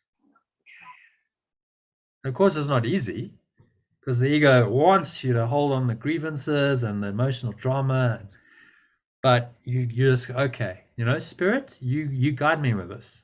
I'm asking for guidance. I'm asking for help. I really want to do this. Yeah. I'm done with this. Look at the pain it's caused you your entire life. Look at it. Yeah. And now that pain's just surfaced again. Look at it. You go, oh, that's just, do I want this pain? Or am I willing to be free? Yeah. And the answer's completely obvious. Of course you want to be free. Yeah. And you can be. The beauty of this teaching is he's saying you can be. It's actually there's a very simple way out of this. And it's just letting go. Let it go. As the stuff arises, use these meditations, the breath breaks, use the lessons, do the 10-step letting go process would help you with this big time. It's embedded in the guided meditation, but there's worksheets you can do. I've given you the 10-step worksheet. Work through it and go, okay, I'm going to spend some time really, because it's a deep-seated, you need an industrial strength kind of process. So spend some time on it. Is it in the information pack? Yeah, it is. Yeah, it's on page. I'll tell you now. 22. 20 something. Yeah. 2. Yeah. There's actually a written. There's a written one that's quite good. John's used it a few times. So it's designed for these kinds of, like, okay, you got a real ego storm, going on. Lots of stuff going on. And if you work through that process, it's got to drop. You might have to do it a couple of times. Right. But you can't work through that process really, because it's so systematic. There's no way for your ego to hide. Okay, step 1, step 2, step 3, work through it in writing. And then you could also try this instrument for peace worksheet. Yeah. You've got that, I think. Yes. That's another process, which is also letting go, just slightly different, but that's also effective. And then meditate on it. So you've got a 1 hour guided meditation, letting go meditation, to really get deep into meditation and process it. So use all these tools that you've got and go, okay, this is the ego's doing its thing. It's kicking up a shitstorm. Okay, time to take it to another level. The spiritual warrior, you don't fight it, you just do spiritual practice. You go, okay, time to go deeper into my spiritual practice, because this is how I'm going to undo it. And this is what it's for. The ego is inviting you to let it go. The spirit's reinterpretation is, okay, well, Iona, are you really willing to listen and to let this go? Yeah. Because I've just showed it to you, and it's not pretty, is it? It's horrible. Why would you want to maintain any of that? So it's a major opportunity for you to really undo, maybe the whole, who knows? I mean, one doesn't know anyone's journey, but you collapse your victim identity, you're free. I mean, that's the core of your ego's flop, isn't it? I mean, that was uncovered in the Art of Letting Go, in the Naming of Game exercise we did. Yeah. And so it's still resident there, and it's revealing itself again, so that you can clean it out, so that you can get to the real root of it, and just go, I can be free of this.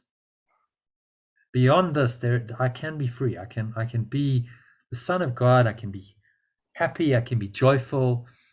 I can do this healing work, which is obviously calling for you, and I can be happy, and I can be fairly treated in that. Yeah. And I can actually make a living from this, and it's like, I deserve that. You got to tell yourself, I'm worth this. I deserve this. Yep. that I don't deserve to be treated like this and No, I not don't. respected. And No, I so don't. and that means you got to stand up for yourself and have some frank conversations with people. Well, that's part of the healing. The Holy Spirit will guide you. I'm not going to tell you what to do. But if you really collapse the energy in you and you really let go of the victim, people don't victimize people who are powerful and strong. It's just not possible. Because they just go, no, sorry, it's not happening. This is how it's going to work. Yeah. And people will respect that. They'll be like, oh, okay, yeah, actually, you do it a few times. Okay, I can't mess Iona around. This is how it works. And then you set the tone. If people don't want to work that way, well, you don't work with them. You simply say, no, okay, well, that's fine. There's some really good practical advice in some of these business books. I don't know if you've come across philosophy of win-win. I think it was Stephen Covey. It's a win-win or it's a no deal. No, I don't know. You heard of that? Yeah, 7 Habits of Highly Effective People. I think it's in that. It's a win-win or it's a no deal. Well, yeah, because if it doesn't win for both parties, someone's then winning and someone's losing. Well, that's not something you want to be involved in.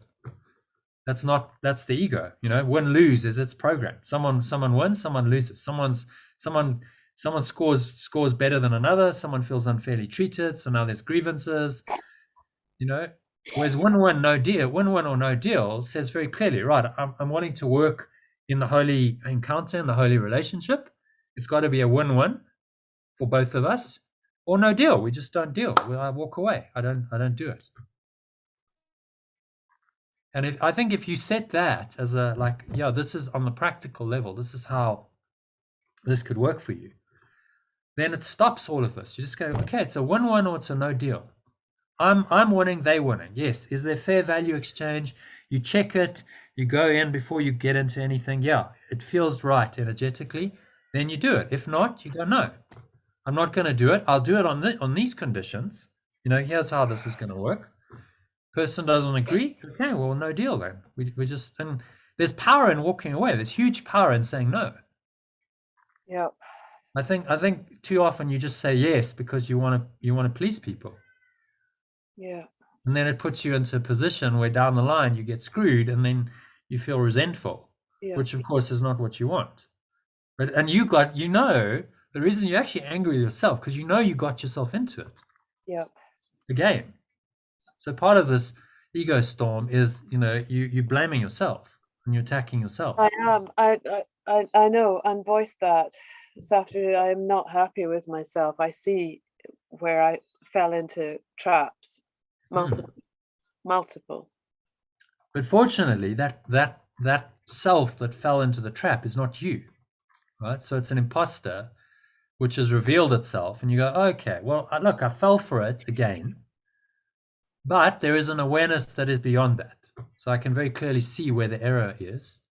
And I don't have to do it again. Next time I'll be better. I'll be stronger. Be more vigilant. So it's all lessons that are, showing you, taking you in the right direction. Probably the perfect place to learn this lesson here at Fintor's, because you get an awful lot of people saying, yes, I'll just feel into how much I'm going to pay you. Well, how's this for a feeling? Well, you could just say, well, no, it's very simple. My feeling is it's going to be this, and that's what I charge. Yes. So, Yes, exactly. This feeling in to see how much you charge to get lost. Oh, but that's just, isn't that just so cunning? Because it's like, oh, I don't actually want to pay you, so I'll use my spiritual lingo. Exactly. To try and disguise the fact that actually I don't want to pay you very much. And I wish I had the balls to do it to other people. I wish I could do this to other people, but I do not.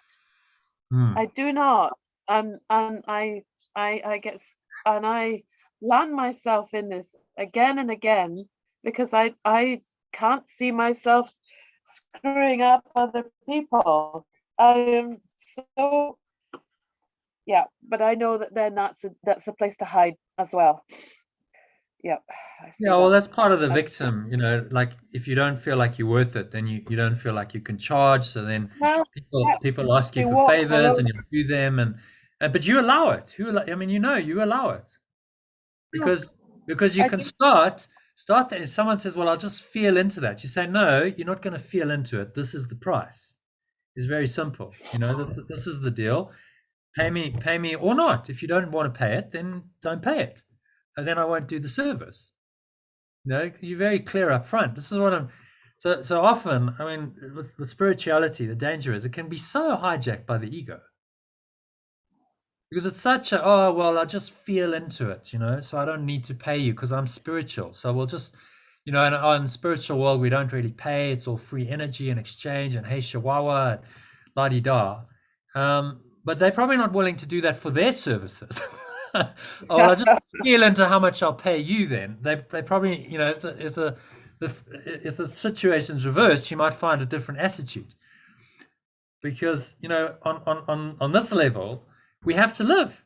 You've got to pay rent. You've got, and the only way you can make your activity sustainable is if you get the financial. It's another thing, like background system. Like we talked about. You remember that Vimala Thakur quote? Exercise, diet, sleep. These kinds of things are important. Or like the foundation of exploring what's beyond time and space. Well, in this world, the financial fits into that category. If you don't have some kind of financial resources, and you're on the bones of your ass, and you're like on the street, I mean, forget it. You can't really help anyone. So you need, it's part of the like, okay, yeah, I need to put in place that structure, get that sorted, so that I take that out the equation. Yeah, I'm okay. Money is not. But if you're spending a lot of time on this, then you've got to charge fairly. It's just otherwise you can't do it. I've had the same kind of thing with I should give this all away free. No, I shouldn't, because it's a premium product and service. I put in an enormous amount of time, and it adds value to people. So there's no way it should be free. And if I give it away free, then they won't respect it. They'll just be like, oh, well, it's all free, whatever. It's not actually serving them either, because if they pay for it, they'll pay attention to it. So it's just a little shift in your mindset of like, yeah, okay, actually, I can charge fairly. I'm worth it. And in future, I will. It's very simple. I'm not just going to do stuff. It's like, this is the chart. And just state it up front. Not I'll feel into it. No, this is my rate. Apply some basic business principles. That in the normal world, this is how it works, isn't it? Yeah. You quote, and it's like, this is my rate, accept it or don't. Okay, if you don't want it, then fine. We don't do business. You don't go to a B&B or something and say, well, I'll just kind of feel into how much I want to pay you. I know this is the rate. If I have a good night's sleep or not. Yeah, I'll see. If I like it, then I'll feel. I feel that I should pay you £20, not £50. They're going to tell you a big FO, aren't they? Yeah. This is the price. Yeah. So why should healing work be different, really? Yeah. I mean, you're offering hugely valuable service to people. It's life-changing. I mean, why should... It's kind of the weird thing. The thing that has the most value, somehow we feel like doesn't have value and we can't charge for it. It's bizarre, isn't it? Yeah, it is. Whereas if I was going to file somebody's nails and put some nail varnish on, everybody queues up for that crap and they pay for it. Yeah, because it's because it's in a different domain. The difficulty with spiritual stuff is all in a different domain. So there's nothing necessarily tangible. You don't get a nice nail job coming out of a you just get, you've had an experience, you've had a profound experience, but there's nothing tangible necessarily to show for it. But that doesn't mean that it's not valuable, because they've had a profound shift and experience. And, that's ultimately what people are looking for. I mean, the reason why drugs are so popular is because it changes people's state. That's why they take them. So you can change people's state, but without substances, just with your energy and your intention and the work you do. That's amazing. So I think it's just say to you need to start telling yourself every day, I'm worth this. Yeah.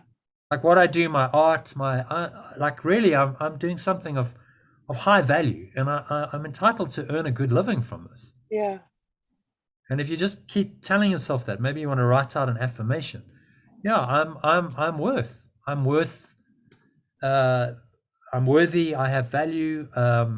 You know, you write it into your mission statement. Did you do your higher purpose ever? I don't think you did. I don't think so. So that's part of like that exercise 9. You revisit it, put it in there, and say, okay, you know, this is my mission on this planet. My mission is to heal, to help facilitate healing for people through art and healing work. You know, you phrase it, and to be, you know, to live an abundant life myself. You can put that in there. Yes. Not to be like on the bones of my ass doing stuff and feeling resentful. That's not the vision. It's like, yeah, I do this and I really help people, and I have a successful business in doing that. You can put that in there, and that's okay. You know, you can, if you're really adding value to people, you can charge fairly, and you can make good profit, and you can have, you know, have abundance in your life. It's okay. It is. Just don't get attached to it. You know, the danger is when you make the money primary, because that's not right. But as a secondary side effect from, you know, what you're doing, that then establishes that foundation we talked about and helps you to make this sustainable. It's actually essential. Otherwise, you just can't do it. No. But that's not helping anyone. It's not helping you. It's not helping anyone, because you just can't do it, and then you end up having to go and do something else, get a job or, you know, whatever, to earn the money. So you're not really serving yourself or them by doing that, even though your ego is telling you maybe you are. It's really just playing the victim pattern again and telling you, oh no, this is, I mean, it's so cunning, isn't it? Because it's telling you that it's spiritual to do this. Yeah. But it's not. It's actually just all of the victim program. So just see it for what it is. And if you see it so clearly, you go, okay, enough, you know, pop the bubble. This is all just ego BS. Yeah. I'm not going to buy it anymore, and I'm going to make some changes. Yeah. Next time, I'm going to do it differently. Yeah. I'll approach a situation like this differently, and no doubt you'll get the opportunity. And then there's the learning. Okay, well, I can do it differently, and it's a very different feeling and a different outcome. And that's part of the healing. Yeah. So, okay. yeah, I hope that was helpful. Truly helpful. Thank you. Thank you very much. It's truly helpful. What is it? Oh, it's 20:04. Okay, John, I will go now. Yeah. Okay. Tomorrow's Tuesday. Yeah. Yeah, or join tomorrow afternoon if you can. Okay. Thanks so much. No session tomorrow. Okay. All right. And do some of that work I suggested. I will. So the letting go process, 10-step letting go, will help. If you do the written process, you do a meditation on it this evening or tomorrow morning. If you've got the 1 hour, do the 1 hour, because that's the full thing that takes you through. It gets you into a nice deep state. The 1 hour meditation, where will I find that? It's in your email every day. If you scroll down. On my email, but not on Telegram. Got it. Yeah. It was on Telegram once upon a time, but I can't send it out every day because it's so if you go down, you go down here, I'll show you in the daily schedule. Yeah. You go down to your spiritual schedule. There you go. It's that one. Guided letting go theta meditation, 1 hour. Click it. So welcome to the original. You can download it onto your phone or whatever if you're gonna. Yeah. But that's that'll help. The worksheet will help. The instrument for peace. Have you got the instrument for peace one? Yes, I have. And I've downloaded that myself and printed it off. Yeah. Do it as a fillable PDF, because if you fill it out online, then that works quite nice. It's a fillable PDF, so it just fills in all the blanks for you. Oh God! You see, I think I downloaded it and I couldn't do it online. I wonder why that is. Yeah, if you just open the file, I'll send it to you now on Telegram. If you open it as it is, it's a fillable PDF. So you just fill in the blanks, and then it does the whole. It fills in all the stuff for you. So it's actually quite quick, and then you just work through it. Okay. Have you got Telegram on your laptop? It's upload. I can upload that to my laptop, can I? Yeah. You can. Have you got? You can get Telegram for desktop Telegram. There That's it is. what I mean. Because Yeah. right So now I've just got it on my phone, which is too little to work on. Yeah. I mean, I can email it to you, but this is very useful. Just Yeah. download if you Google Telegram desktop app for Windows. If you use a Yes. Windows. Okay. And then I just do. download it. It takes a couple of minutes, and then Okay. you've got. So I do all of my most of my messaging on this, because you can bold. You can also do things like bolding, and it's really useful. And then Okay. it's like email, really. You just there's a file, and you just open it or download it. Absolutely. So it's pretty helpful. And then it's on your PC. So I'll send that to you. I'll send that to you now. Thank you. Mm. Thank you. Yeah, so just take Good. it to another level. It's like the ego is doing its thing. Okay, we'll go into your spiritual practice, use the next 24, 48 hours to really immerse and clear it. And you might just, this might just be like huge awakening for you. Because the victim identity is the thing that's blocking you from pure formless awareness. And now it's arising, so you can collapse it all. What a huge opportunity. Okay. And be free and be happy. Because you can be, and you deserve to be. You really do. Yeah. Thank you. Well, we all do, but your heart is. I can see you're so willing, and that's you deserve to be happy yourself. In fact, it's crazy. You can't really be a true healer if you're not happy, can you? No. Because the whole point is, to spread the joy and help other people out of the emotional dramas. But Nice. it's all necessary. This is all the process to become that like enlightened true healer, like a Yeshua. You got to go through the process. You don't just get there. It's the process of the unwinding of this ego. That's it's a hero's journey. Yeah. It's not easy, is it? If it were easy, everyone would do it. So Going to go to the studio with this 10-step letting go process. I'm going to frame some pictures, and that's going to be me. Great. Thank you so All right. much. See you tomorrow. Ciao. Thanks, All right. John. Namaste. Bye. Namaste. Bye for now.